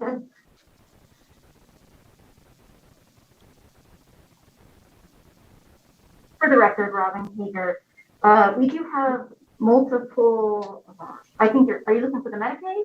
Is that Senator P. Cover? I think, is it interagency, what would I see that interagency transfer as private insurance being billed? Is that? Well, we have the medical services state, we have the private. So that's probably what you're looking for. And that would be, if you're looking in the budget, that would be RGL 3819. Okay, thank you. So with the rate reduction to the community providers, is there if you're saying that it's going to be a business decision for them whether they want to change their payment mix, are you concerned that you're going to see an influx of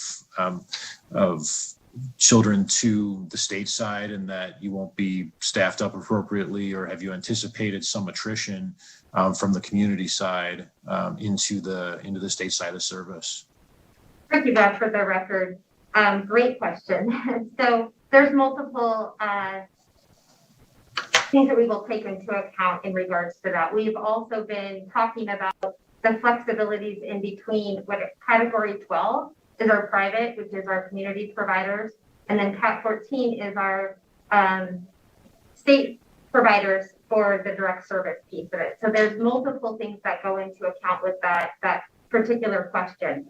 But what it will be is, one, we're also looking at being able to have the flexibilities between those accounts, but also knowing that we fluctuate daily when it comes to referral. So between parent choice as well as what we call rotation, those numbers fluctuate anywhere from about 10% already.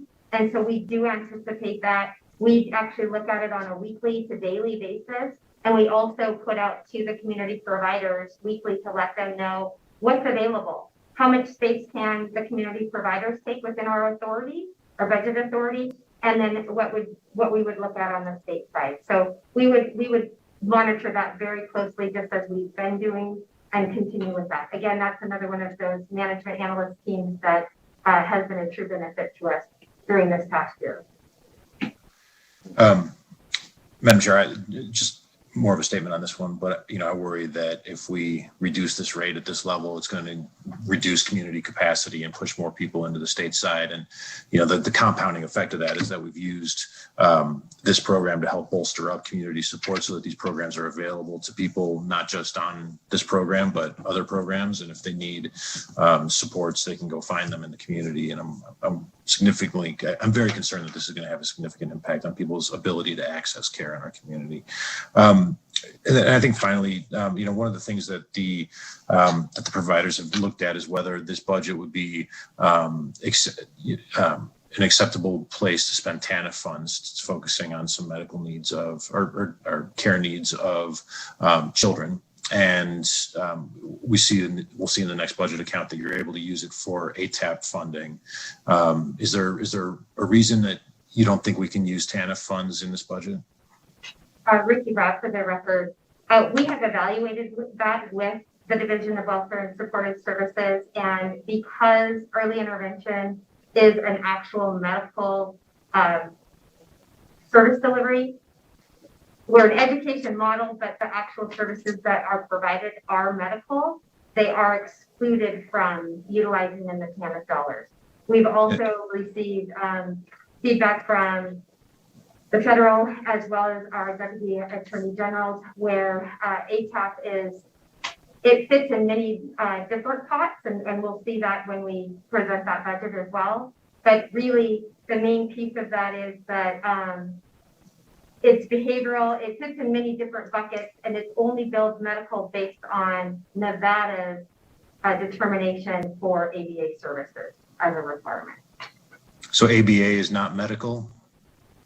It fits in many buckets, actually. It fits in the educational, behavioral, as well as medical, but it's not siloed as a medical service.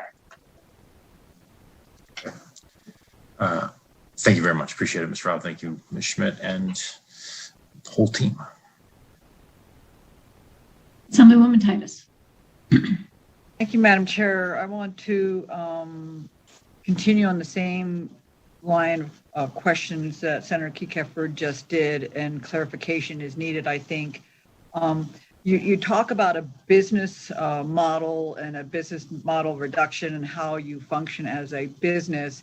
And at the same time, you're talking that it's potentially a medical model, and how are we morphing those two definitions when it comes to access to care for this particular group of Nevadans. And I have some concerns that it's not very clear, because I'm hearing you say that you're decreasing the reimbursement for providers.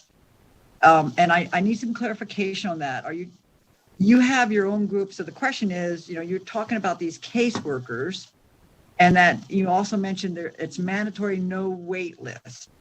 So everybody that calls and needs assistance or request from a family for their child is then referred to a caseworker immediately. There's no wait list on that. And then I have a follow-up question, if I might, Madam Chair. So could you answer that and clarify to me what that means, that there's a no wait list?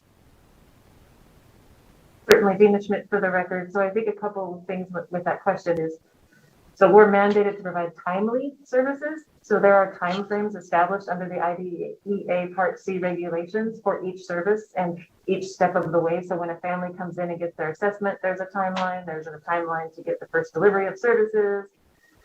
So each step of the way, there are guidelines, regulations that we must adhere to. The intake process, I think it's part of the confusion is, so yes, there are state caseworkers. This is a shared model. So we provide the service and the community providers provide the same service. So families are referred into the state single point of entry, where their evaluation is done for eligibility, and then they are offered their choice. So they choose who they want to go to. They can be referred to if they have a choice. If they don't have a choice, then they go into a rotation model. So the provider that they're assigned to is based on a rotation, unless they choose. If they pick a particular community provider that they have a relationship with, they are referred to that community provider. So I hope that helps answer. Thank you for that clarification. So that actually is part, if I might follow up on that, Madam Chair, because that brings me to this. So what's the actual time frame? A family calls and you say they get an assessment. After that assessment, then it's determined what their potential needs are, and then they are referred out.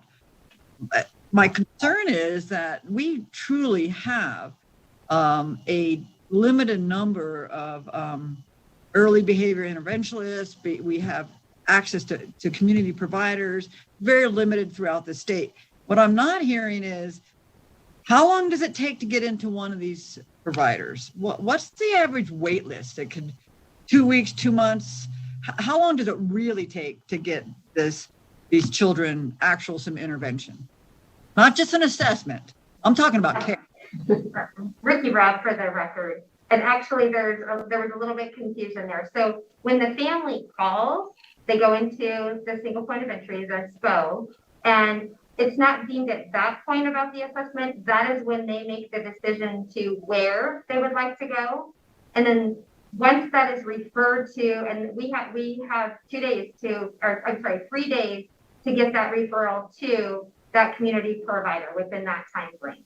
then once the community provider has that access to the family, then they have 45 days from the start of that referral to actually work in with the family to get the assessment and determine services. And so it's with that either the community provider or the state provider, whichever one they either choose or they go into rotation with, and then they work on that. And I will say, our community providers are amazing and they do amazing work. And there are times because of the bureaucracy, they can do it quicker and faster. It just really depends on hiring and things like that. So losing any capacity there would be a detriment to the entire system. It is very important for us to maintain that capacity. So, and they do a great job. So please know, we're not talking about a business decision there because they are part of this system and we could not do it without them. And if I might follow that line, I'm very concerned about that capacity, but you still haven't answered. You said, well, they have up to 45 days. So when somebody calls and they get in that rotation, so now I'm hearing they haven't even been really getting in that rotation to be assessed. And if they don't know enough to ask for a community provider, they don't know, they just say, get me the earliest possible intervention or at least an assessment. What's the average time for that to happen? Has to happen. So they have 45 days to establish the IFSP, the Individual Family Service Plan. And then within 30 days of that Individual Family Service Plan, a service delivery must be set and received. And Dina Schmidt, for the record, so we don't have the actual average on hand, but we can absolutely, we track and monitor that on a regular basis, so we can do some follow-up and provide you with the actual average that you're asking for. Thank you, because I'm hearing that it could take as much as, if it's 45 days to get them in and then now another 30 days before anything's actually done. I'm hearing it could be up to 2 months before there's any really literally laying on of the hands or actually offering a solution for this family, or up to 60 days. And I'm just curious if we could actually see how long it really takes to get not just a phone call, not just do a test, but have a family have some feeling like somebody's, at least has observed or examined their child or something. So that would be great information to get. Thank you. Thank you, Madam Chair.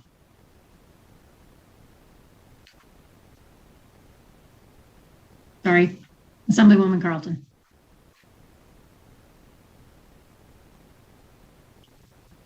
Thank you, Madam Chair, very much. And I just wanted to say that, for a lot of sessions, we had a lot of parents in this building talking about EIS, and a lot of work has been done to be able to address the needs of these children and making sure that the medically fragile children are fenced off and taken care of. The debate was, does it stay state service? Do we go private? We now have a mixture. We're trying to do the best of both worlds. I've always been kind of struck with the difference in the cost. I believe when the state provides the services, I think what we've got in our notes right now is approximately $290 a month per child. But when we go into the private provider, that number increases. And I think there might have been a couple of miscalculations. So I believe it's close to $550 per month for the private providers, and the parents have a choice.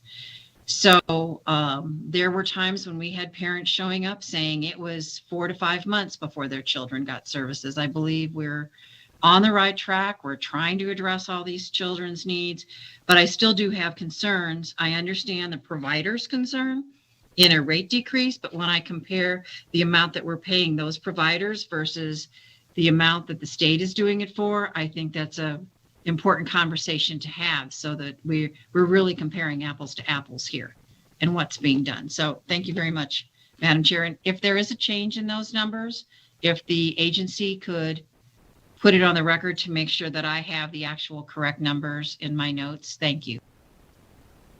Dina Schmidt, for the record, I think what we would offer to do is work with your staff to verify those numbers that you're looking at and making sure that we have the most accurate information going forward. Thank you very much, Madam Chair. Thank you.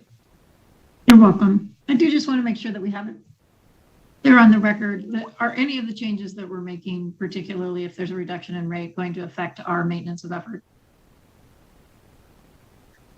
Dina Schmidt, for the record, so we have done those calculations, and with this rate reduction, we will still continue to meet that maintenance of effort. Great. Thank you. Okay. I do not see any additional questions on this budget. So let's go ahead and move on to 8, the Autism Treatment Assistance Program, ATAP 3209. So the Autism Treatment Assistance Program assists parents and caregivers with the cost of providing autism-specific treatments to their children who have been diagnosed with autism spectrum disorder. There are several plan types within this program. We have a comprehensive plan, an insurance assistance plan, social skills, targeted plans that support individuals and family needs, as well as transitional services. So I think it's important that we understand that it's not just one service in this budget account. There are multiple options that families can access services and supports from us. Moving on to slide 31, this shows the caseload projections for the Autism Treatment Assistance Program. And slide 32 is the decision units for that program. With M201 providing funding for the caseload increases in the next biennium, and M203 funding the elimination of the wait list. The current wait list is projected at 148 children. And so this decision unit would provide services to all of those children, as well as includes 4 DS positions to provide those services. Moving on to slide 33 are the budget reductions for the Autism Treatment Assistance Program. E680 does hold 8 vacant developmental specialist positions. And with that, I would be happy to take any questions regarding this budget account. I believe Senator Loop had a question. Thank you very much. This is of utmost concern. So how has the pandemic affected the program's ability to provide services, and has it impacted whether families are seeking services? And if so, what has the program observed? Tina Schmidt for the record. So I'll do a high level, and then I'll defer to Ricky to give you kind of our implementation plan. Again, like our other programs, definitely we have seen an impact. At some point, we were not providing services to many families because this is an in-person service and oftentimes a high-touch service. So we have seen a reduction in utilization, but I'll defer to Ricky to kind of follow up with what our implementation plan is and where we've come and where we're going. Thank you for the question, Ricky Broad, for the record. So while our caseload maintains steady, the service delivery, as Ms. Schmidt has referred, has reduced during the pandemic. So from March until May of 2020, we were not, insurances as well as Medicaid had restrictions on telehealth for ABA. And because that's a face-to-face therapeutic service for them. And so this has the moratorium on services, as well as a loss of our registered behavioral technician, our RBTs in the field. And then once the restrictions were moved, we've slowly seen service delivery come back. My apologies. Although telehealth is approved, again, it's not clinically appropriate for all children on the spectrum. And so it's very important that we are resuming those face-to-face. So we have slowly been resuming face-to-face services with the individuals for ABA, but we're also working on the loss of those registered behavioral technicians as well. So we are seeing some of that capacity did decrease during the pandemic. And so we are continually working with the providers, all ABA providers, to get back into the homes with the families, working, they're going to the parks, they're going to those individuals' supports programs to allow those individuals to receive the services. Again, that'll just be a slow, phased-in approach as we move forward. So I understand even in Las Vegas with the Ackerman Autism Center that there are more than even these numbers indicate of children waiting for services. So what are the primary factors contributing to the number of children waiting? And does the agency anticipate the ATAP service providers in the upcoming biennium to support projected caseload growth and eliminate that wait list? Because I worry about those children having to wait, because we all know one of the success stories with many children with autism is the early intervention and immediate therapies and what have you, working with these kids. Thank you for the question, and I'm going to answer that in two parts. One being the wait list for the Autism Treatment Assistance Program is based on staffing for us right now.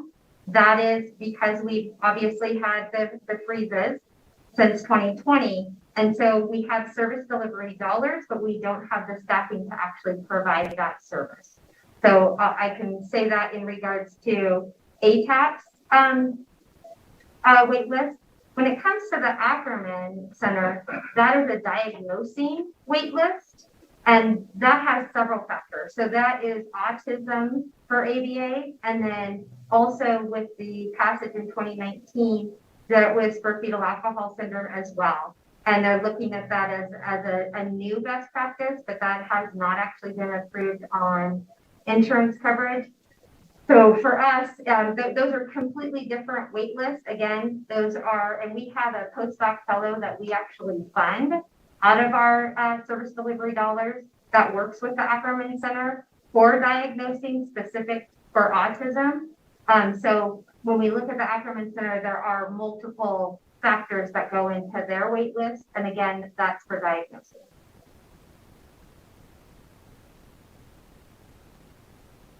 Thank you very much. And I guess one last question will be, how will the governor's recommendations to add staff reduce both the number of those children waiting and the wait time to begin receiving those ATAP services? To be able to add staff would be significant for the program. Oh, sorry, Ricky Rob for the record, my apologies. The ability to add staff will allow us to utilize the service delivery dollars that are budgeted, and that will be significant. We have a 1-to-40 ratio for one case manager to 40 children, and so to be able to have that staffing would make a significant impact to the program. I appreciate that. Thank you very much, and thank you for that information.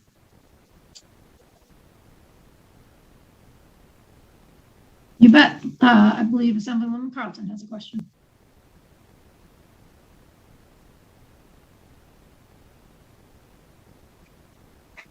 Thank you, Madam Chair. I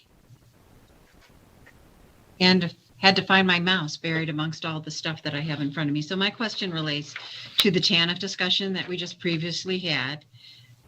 It's no secret I've been very protective of TANF dollars in the time that I've been here. It's a very limited source of dollars, and it's really meant to support families in their time of need with basic needs. It's about family survival. So I think I'd like to have a further discussion about using TANF dollars here. And if they're used here, are they going to be taken out of pre-K? Are they going to be taken out of child welfare? Are they going to be taken out of the work and supportive systems that we have? Are they going to be taken out of child care? It's a limited pot of money, and it's not a very big pot. It hasn't changed since 1999. We've been getting the same amount. So I just have concerns about using TANF dollars here. Dana Schmidt for the record. So obviously when we were building our budgets this year, we were looking for any opportunity to find funding to offset the general fund need. And when we worked with our partners over at the Division of Welfare and Supportive Services to identify TANF, the TANF funds that we've identified to use are reserve funds. So this is a portion of the TANF reserves that will be utilized to offset these costs. And again, we've been working with them as well as their federal partners to get clarification around the uses. One of the uses of TANF is to keep families intact. And it's important for people to understand, especially during the pandemic, autism treatment assistance services do help families keep their children in their home. Oftentimes families are overwhelmed with the behaviors of their children, and this service provides training to the parents that can help them with the skills that they need to support their kids. And so it really does fall in line under that need. So there are 4 different purposes, and one of them is really how to maintain the intact family. And we believe that these services, some of our services, as I mentioned, we have different plan types, are family training that we provide, and skill sets for the family members, where we're not only working with the behaviors of the child, but we are helping the family learn how to reinforce those behaviors when there's not a staff available to support them. So I think that's kind of the reason that we identified TANF as an appropriate use. Concerns with long-term, obviously there's always concerns with using TANF long-term, but we know that this year was a unique year when it came to dollars available to provide services, and we wanted to make sure that we were able to ensure autism treatment assistance services continued, and that we didn't have to cap the caseload and create a wait list larger than what we had before. We've made so much progress in this program and providing services that we didn't want to have to go backwards or stop that progress.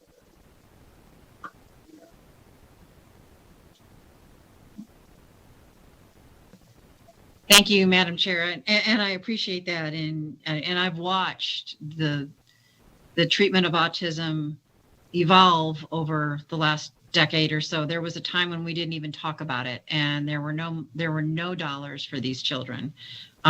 So where we're going is good. I just have concerns about accessing a limited pot of money that can be used for so many different things. But I also understand making sure that these children have treatment is at the top of the list. So thank you for the explanation. I guess I'm going to need to go back and dig back further into the TANF budget a little bit, and would love it if we could convince our federal government to change that amount. But I don't think that's an easy fix in the near future. So thank you very much.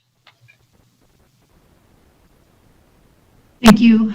Can we just spend a little bit of time on the cost per eligible child? I think that there have been some things that have impacted that cost recently, and then there's the pandemic. And I just want to make sure that as we're moving forward into this next biennium, thinking about the cost per eligible child correctly. Tina Schmidt for the record. So I think there's a couple things that have gone into it, not only the pandemic, but the history of the program. So we are the payer of last resort. So we, over the course, since the implementation of this program, and with the implementation of the Affordable Care Act, which provided additional services, and ABA, I can't remember what year it was that ABA services were added to insurance coverage for some insurance plans.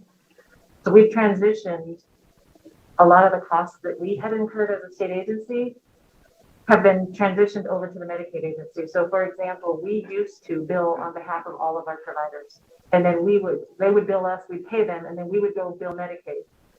And quite frankly, we didn't always do a great job at that. And we weren't always successful at getting the revenues that we needed to offset those costs. We no longer do that over the course of the last biennium. We've worked really closely with our community providers to help them build the capacity to bill directly on their own. And they have been very successful at that now. So we are no longer incurring those costs. So that brought down our costs. And then yes, utilization during the pandemic, as Ms. Robb has mentioned, many families, while they're still eligible for services, aren't choosing to they're not utilizing the services at the level they were. We also know that there was a time frame when we weren't providing any services. So that also has impacted the cost per eligible.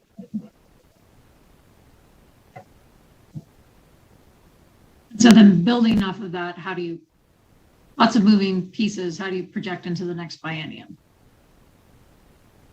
So Tina Schmidt for the record, I think there's a couple things that go into the projections. We, as Robin had alluded to in many of our cases, we use actuals for FY20. Historically, this budget account used to use the maximum plan type. So for each of those plan types, we had a maximum benefit amount. And we had been budgeting at that maximum level, which ended up kind of over projecting the costs needed for this program. So we really looked at that. So especially this year when we're trying to make sure that all of our money is accounted for, we're using the actuals rather than the maximum amount possible for each plan type, because we find that families don't actually hit that maximum level. Great, thank you. Assemblywoman Monroe-Moreno. Thank you, Madam Chair. And my question's on the budget reductions in E680. In holding 8 developmental specialist positions vacant, how will that impact the program? Ricky Robb for the record, it does impact the program. Again, as I mentioned earlier, is that we have service delivery dollars, but we don't have the staff to actually provide the services and the case management and work directly with the child as well as the family. With the child as well as the provider to ensure that that family and child is receiving appropriate services. And the other piece for us too is provider capacity. As we know, that has been a significant issue. The program has done a beautiful job in working with providers and supporting them through the process, but there still is that provider capacity issue, especially after the pandemic by losing RBTs and their ability to provide a service has impacted the child, the family, as well as the providers. Thank you for that explanation. Thank you, Madam Chair. Okay, it does not appear to me like we have any other questions. So last call on this budget or anything else we've heard today. All right. Oh, Madam Chair, if I may. please. So I did provide one additional slide because I'm on the budget of Office of Consumer Health Assistance. I just wanted to ensure that we addressed any questions related to this transfer. As I observed in some of the previous budget presentations, many of the members had just said they would defer their questions to aging and disability. So I just provided this slide here as an opportunity to make sure that any of your questions were addressed in relation to the Office of Consumer Health Assistance and Nevada 211 transitioning to aging and disability services. Thank you, Ms. Schmidt. I do think that we have had some questions around that. So it's the Patient Protection Commission, 211, the Office of Community Health Assistance are the group of programs, I guess is the right way to describe it, that are recommended for transition to create kind of a division of helping people navigate the healthcare system. Is that, or the Health and Human Services system? Is that correct? And is there anything you want to elaborate on there? Tina Schmidt for the record. That's exactly. Bringing these under one roof really allows us to kind of build on our current No Wrong Door efforts and build on the collaboration that we have had across the department. I know I mentioned our Nevada CAN project earlier, and I just want people to understand that as we transition that into our Nevada Care Connection, we did coordinate with public and behavioral health. And so individuals can come through that No Wrong Door and actually get a referral over to public and behavioral health as well. So the efforts that we have as a No Wrong Door are not isolated to our programs. They are intended to be department-wide. And so we're continuing to work across the department on those types of activities. The transition of, I think it's important also that the transition of the Office of Consumer Health Assistance is in no way intended to change their name, no way intended to change their activities. We have Carrie Embry, who's with us today, is the governor's consumer health advocate. She previously was employed here at ADSD as our chief of the Elder Protected Services, now Adult Protected Services unit. And with her transition, we've identified so many areas of crossover and ways that we could support one another between our agency and the Office of Consumer Health Assistance. We have cases where having access to our subject matter experts and our programs staff have really helped the consumer advocates be able to get people connected sooner and quicker. The other area is the director's office really is an administrative office, and the Office of Consumer Health Assistance is a direct service they provide a direct hands-on service.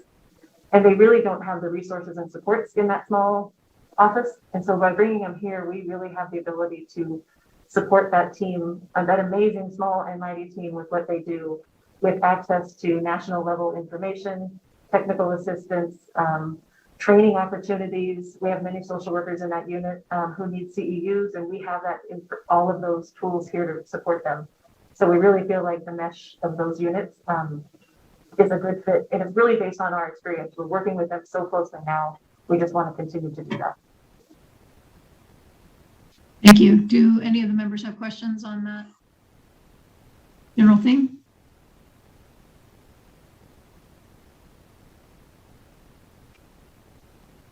I don't hear any. All right, I think we have finished the budgets that we were intended to get through today. So I'm going to go ahead and move on. Thank you to the staff for your time and dedication and spending your time with us today. And thank you again to our team with all the wonderful support that you give us. We're going to go ahead and move on to public comment now. EPS, if you could help us open the public comment line. We'll limit folks to 2 minutes.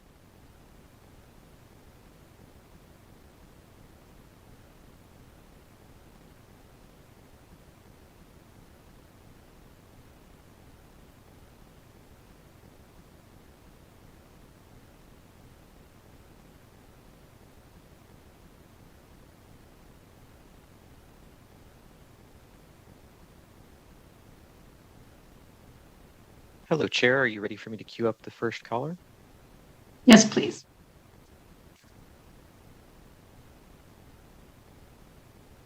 Caller with the last 3 digits, 528. Please slowly state and spell your name for the record.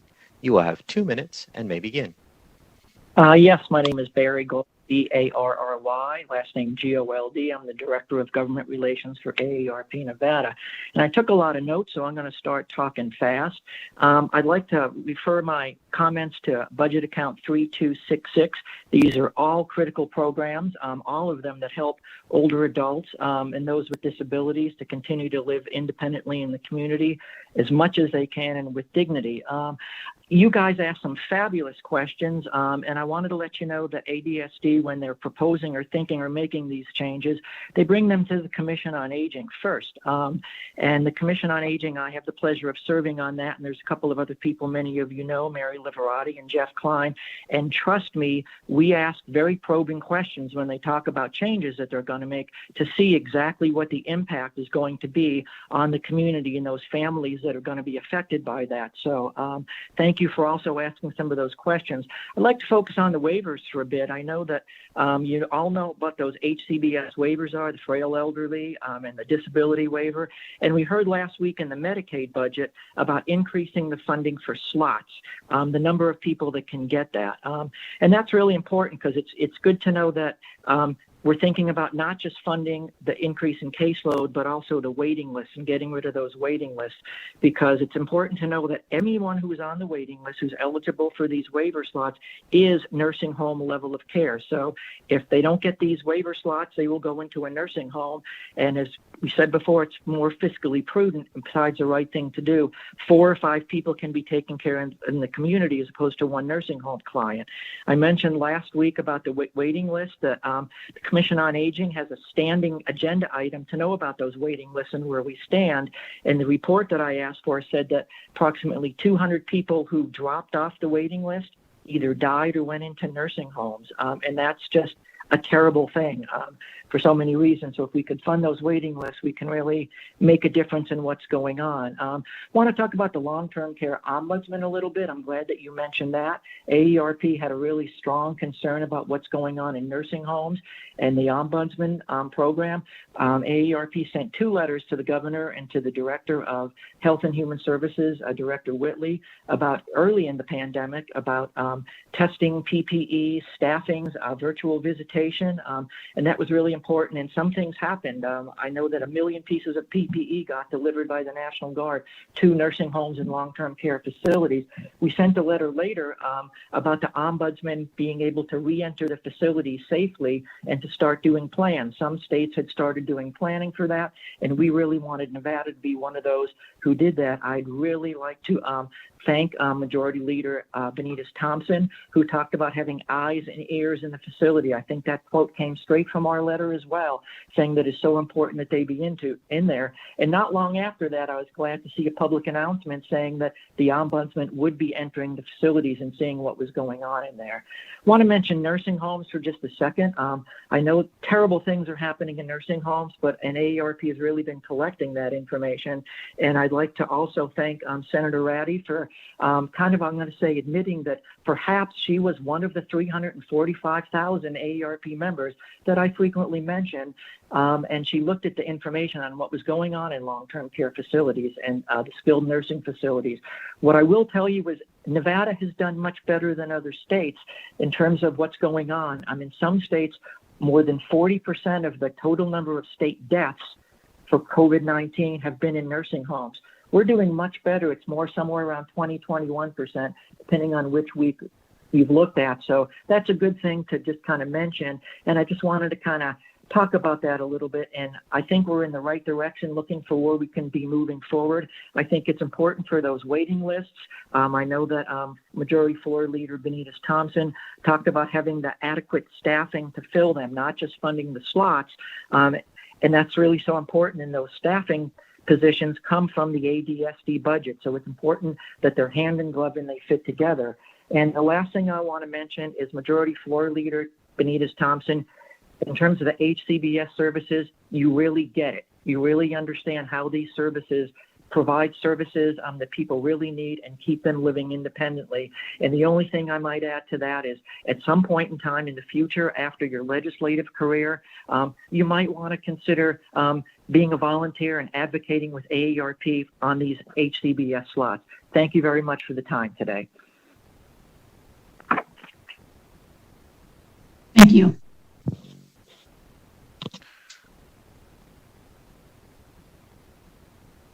Caller with the last 3 digits, 107. Please slowly state and spell your name for the record. You will have 2 minutes and may begin.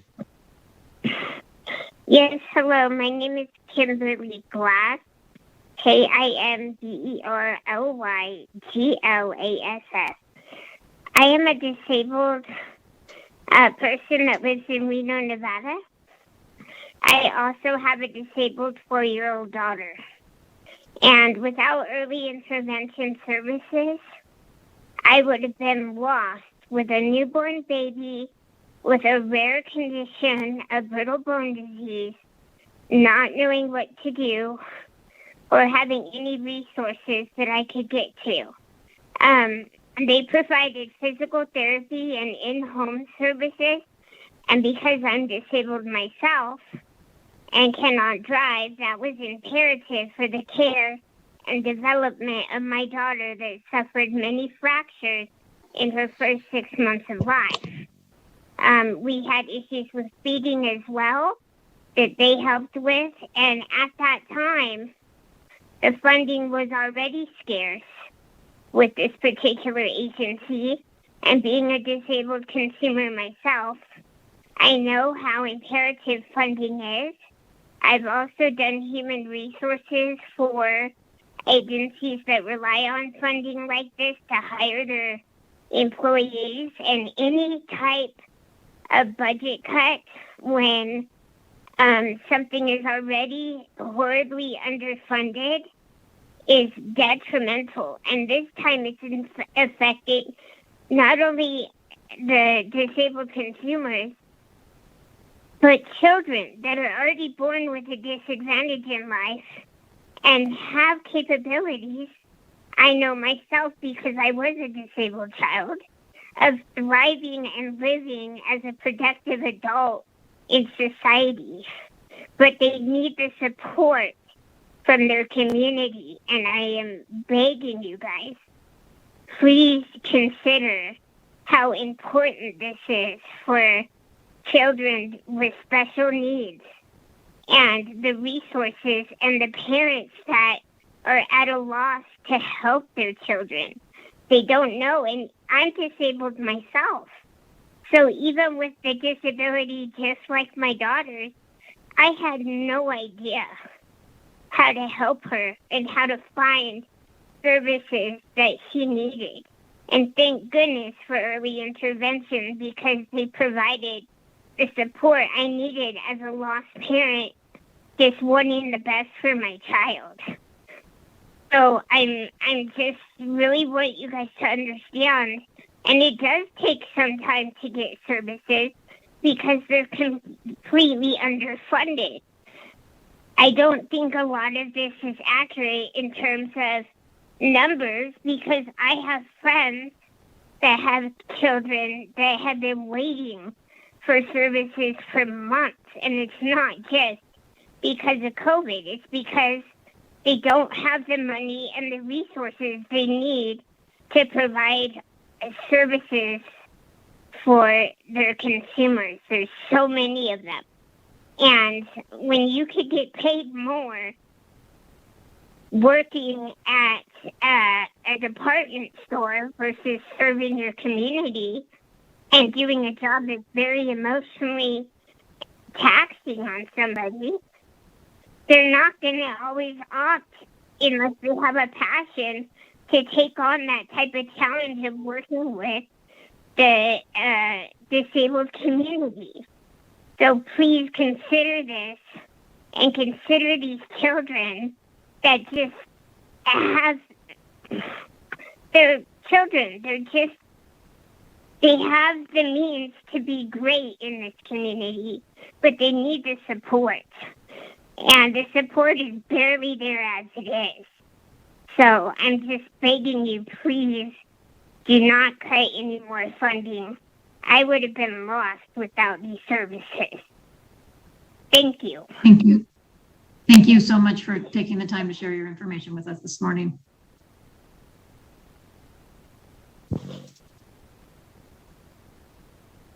Caller with the last 3 digits, 139. Please slowly state and spell your name for the record. You will have 2 minutes and may begin.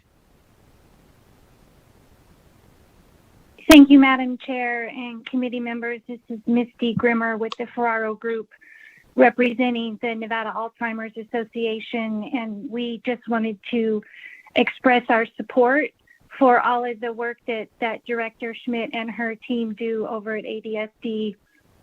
The work that they put in for our community is extremely important, and I think Mr. Gold put a lot of this stuff on the record that I would also have added in, and I just want to encourage continued support of Dina and her staff and all of the programs that they run. I think we have several meetings scheduled with a bunch of members on next Tuesday, which is Alzheimer's Awareness Day at the legislature. And we look forward to continuing to work with you all on these programs. Thank you. Thank you.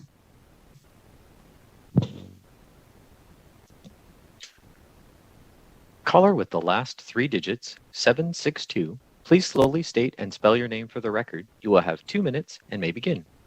Good morning, Chair Ratty and committee members. Thank you for the opportunity to address the committee today. My name is Robert Burns. I'm a co-owner of Therapy Management Group, and we provide early intervention services to children birth to 3 years of age statewide. I'm also the president of Early Intervention Community Providers Association, which is the trade organization that represents the majority of early intervention community providers. We felt it important to express our sincere concern about the 12% rate reduction in the governor's executive budget from $565 per child per month to $500 per child per month. We'd also like to call your attention to the possible continuation of the fixed 50-50 rule that has the state providing 50% of the services to children and families in need. Community partners see the other 50% of the children, but on approximately 25% of the total early intervention budget.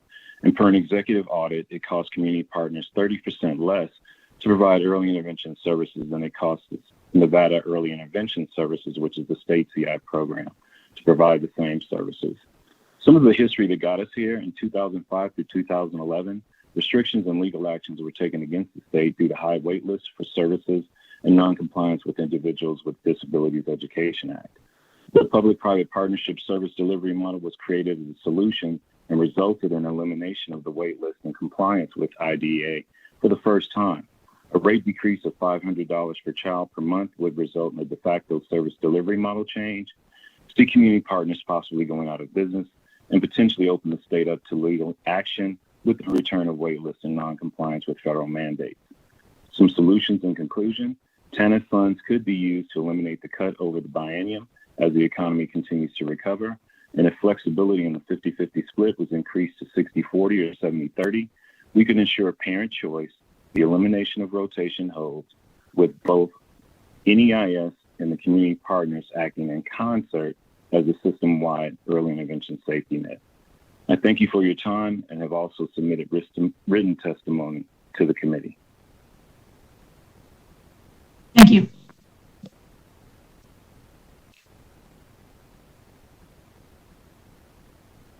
Caller with the last 3 digits, 177, please slowly state and spell your name for the record.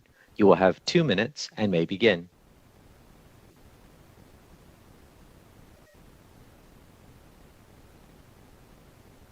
Caller with the last 3 digits, 177, press *6 to unmute. Good morning. This is Lisa Foster, LASA, SOTER. Good morning, Chair Ratty and subcommittee members. I'm representing SNAP, the State of Nevada Association of Providers. We're wanting to express our support for the ADSD budget items being considered today. SNAP members partner with the state to provide adults with intellectual disabilities services to meet their housing, transportation, medical, social, and employment-related needs. SNAP appreciates the ability to constructively work with ADSD to help those we serve together reach the goal of meeting the client's potential. We appreciate the work of this committee and the great efforts of those at ADSD and DHHS. Thank you.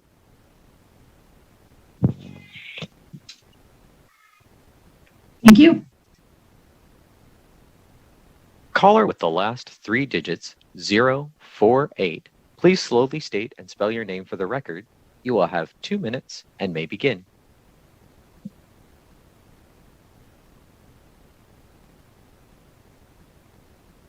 Caller with the last 3 digits, 048, press *6 to unmute. Good morning, Madam Chair, members of the committee. Stephen Cohen for the record. I'll keep it nice and short and sweet. Ditto. Have a great weekend. With that, Madam Chair, thank you, and I yield.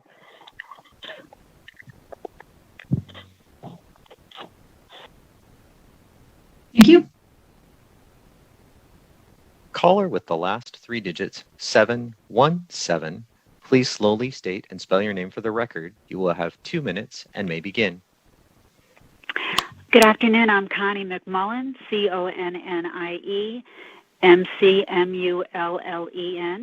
Thank you for allowing me to partake in this testimony. Thank you, Madam Chair, and thank you, committee members. Great testimony. A lot of you have so much skill and knowledge from previous sessions and really have done your due diligence in serving the people of our state. I'm just calling to lend my support to the ADSD budget. I'm particularly interested in 3266, that budget item, home and community-based waivers, and including the homemaker and the COPE budget. I understand why there is a limited amount of slots when the need is so high. And I caution, though, coming up and going forward with the pandemic stabilizing, seniors and people with disabilities will be wanting to engage in life again.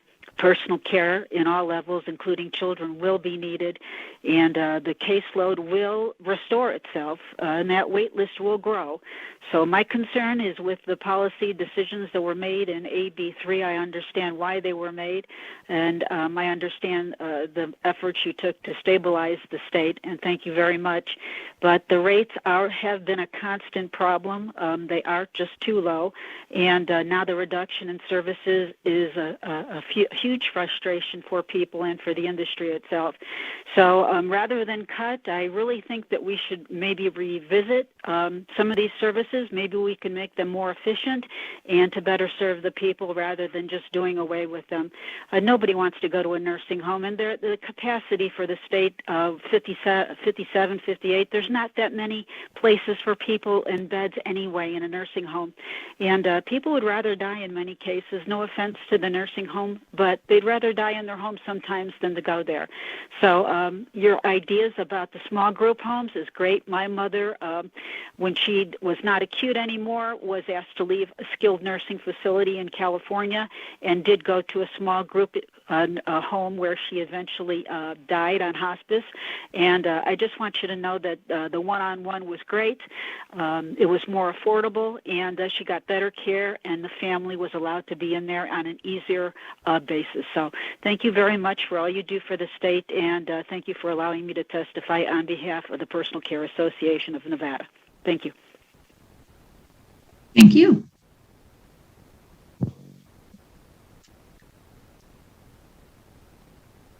Caller with the last 3 digits, 777. Please slowly state and spell your name for the record. You will have 2 minutes and may begin. Mark Gibson, MarkGibson. First of all, I'd like to thank all the committee members, Madam Chair, everybody else who is listening to the call and all the valid testimony. My daughter has been diagnosed with autism spectrum level 2 with a global developmental disability.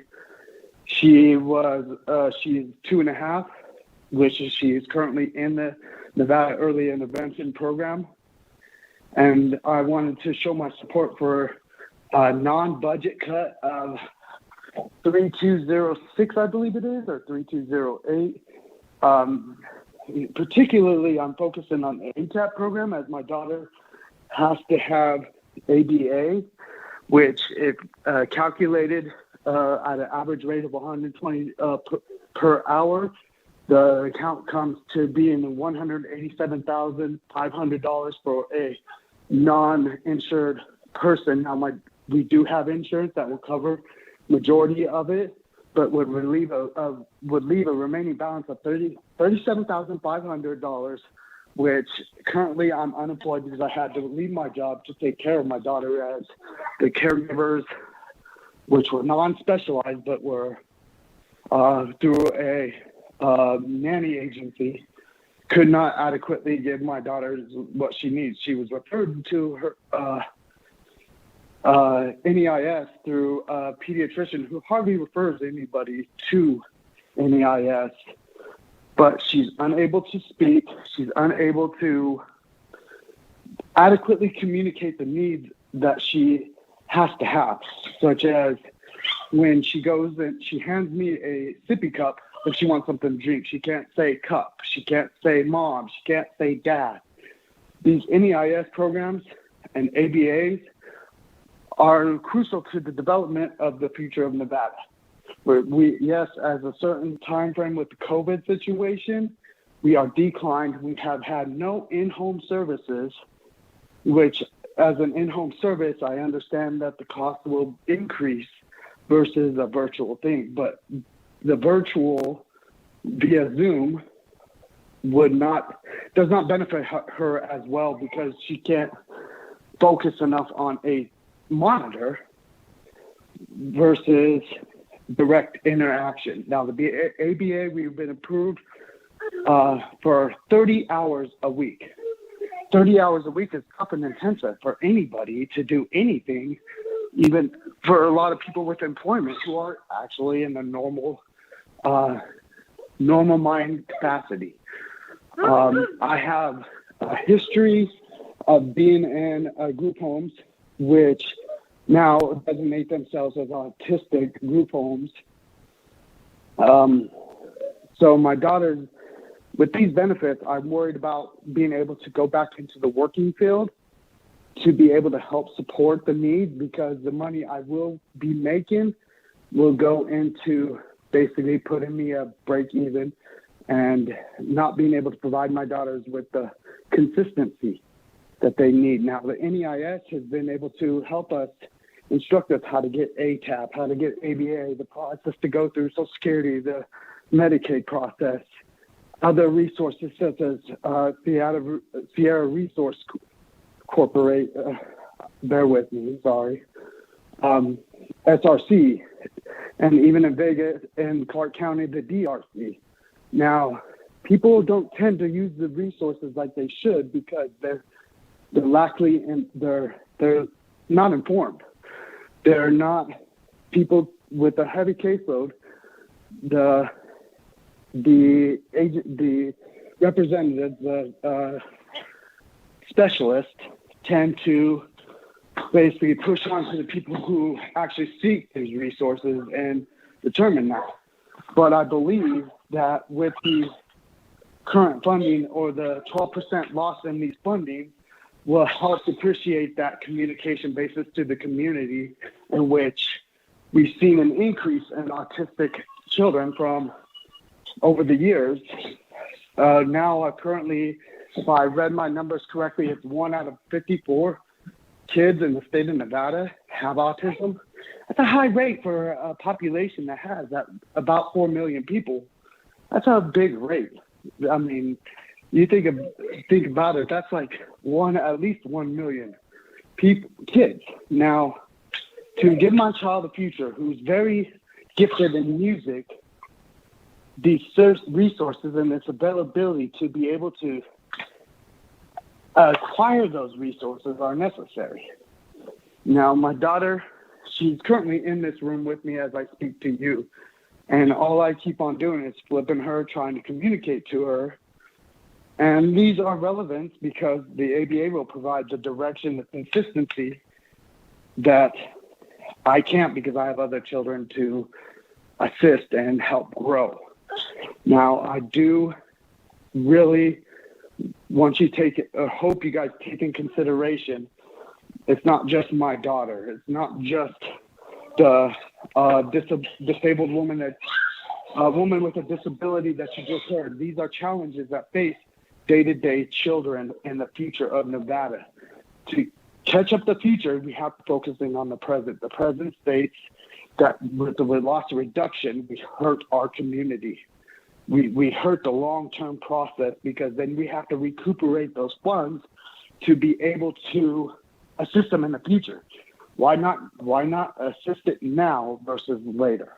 I appreciate the time you allowed me to talk, and thank you for everybody. Once again, thank you for everybody for at least listening to the testimonies and hearing that validity of the concerns of your community and the resource providers.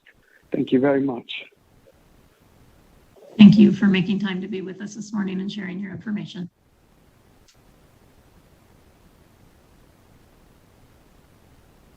Call-in user 1. Please slowly state and spell your name for the record. You will have 2 minutes and may begin.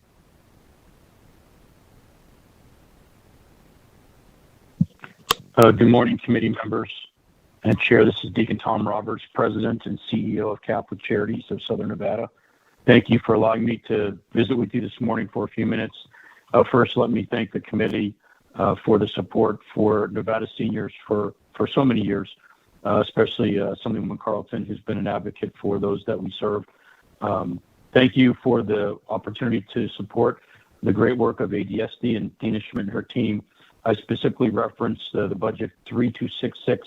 My comments are the supportive of the home delivered meals budget that the governor submitted to basically keep a budget load flat for last year. I wanted to give you a few statistics, and these comments are regarding the Southern Nevada market that we serve. On the record, thanks to the funding mechanism of the state and private funding, we're able to serve almost 2,400 seniors at this day. 2,188 of those are funded through the ADSD funding model, partially. Thank God, through the donations of private support and agency efficiencies, we've been able to grow that number by almost 200 during the pandemic. So now up to almost 2,400 served. We are still almost 800 on an active waiting list in our market. The burden of costs for the agency is about $1.3 million a year just to be able to service the existing 2,188 clients that we're serving, plus those that we've taken off the waiting list on our own. So the funding mechanisms that we need for the future are going to need to grow by at least $2 to $3 million a year if we're going to be successful at continuing to address the waiting list. I know you are aware that the food insecurity for seniors across our state is high. The ability to keep seniors in their home with direct service provides dignity and compassion. It also, as an efficiency model, keeps them out of assisted living and out of the nursing facilities, which several of the other callers have talked about. I just wanted to, again, thank you for the support of keeping this budget flat for this year, but mindful that there will need to be additional dollars dedicated to home delivered meals going forward if we're going to continue to care for our homebound seniors and continue to address the waiting list. Thank you for the opportunity to testify this morning.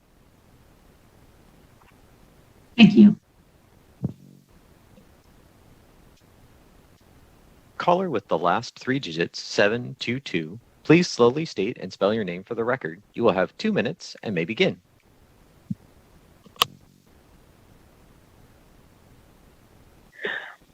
Good morning, all. My name is Lisa Allen, first name Lisa, last name Allen, and I am a mother of a child partaking in the earlier intervention program. I would just like to briefly share some of our story with you to give better insight into how the early intervention services have personally impacted our lives. When our son Britton was 6 months old, he endured a tragic accident in which he accidentally suffocated under a pillow due to the propping of pillows around our bed during an impromptu nap time, in which we didn't want to move him to his crib, but we also didn't want him to roll off the bed. Prior to this time, he was developing completely normally and was a very healthy child. As a result of losing oxygen to his brain while my husband was in the shower, our lives have completely changed. At the time, I was in shock, thinking that Britton would come home from the hospital totally fine. I learned during the months that we would spend in our local hospital and even at a children's hospital out of state that this was not the case. I had no preparation and no experience with what our new normal would look like. Advanced Pediatrics Earlier Intervention Services have been a godsend. Britton receives many types of therapy to help us learn how to take care of him the very best we can and improve his quality of life. Therapy is almost a daily occurrence, giving us the guidance that we need to help him long term. Britton was diagnosed with spastic quadriplegic cerebral palsy, meaning all 4 of his limbs and his head control are affected. He also has a cortical vision impairment, which makes it difficult for him to focus visually. In addition to both of these things, he cannot eat by mouth on his own and requires use of a feeding tube to give him the proper nutrition to live and grow. Earlier intervention services have been able to assist him by providing him with a developmental specialist, a physical therapist, speech therapist, occupational therapist, a nutritionist, and also a vision specialist. With the help of these incredible humans, we are able to learn how to help ourselves do everyday activities with our son, such as spoon feeding, brushing teeth, learning how to track objects with his eyes, making sounds, playing with developmentally appropriate toys, movement in his joints, and ultimately enjoying his life as we work toward the goals we pray will come as we continue to put forth the effort. Again, I make note of the simple things which are unsafe to be learning all on our own, like eating and brushing teeth, which could be a choking hazard, or exercising his arms and legs, which we have learned from experience can be broken easily as a result of brittle, less dense bones due to lack of independent movement. I don't know where we would be without advanced pediatrics. We never expected our lives to take this turn. They have been here for us every step of the way since Britton's accident, and I know they are there for many families all across northern Nevada, helping them get on their feet, figuratively and literally, and giving them the confidence to move forward every day on their individual journeys. Britton cannot do the things we once thought he would do, but it is with the help of earlier intervention services that we are hopeful he will eventually learn these extraordinary skills that the rest of us often take for granted, like seeing, eating, playing, and walking. Thank you for taking the time to listen. I hope you will give these services the chance they deserve. Thank you. And again, thank you for spending some time with us this morning to share your information. Chair, this is Michael from Broadcast. The public comment line is open and working. However, we have no more callers at this time. Okay.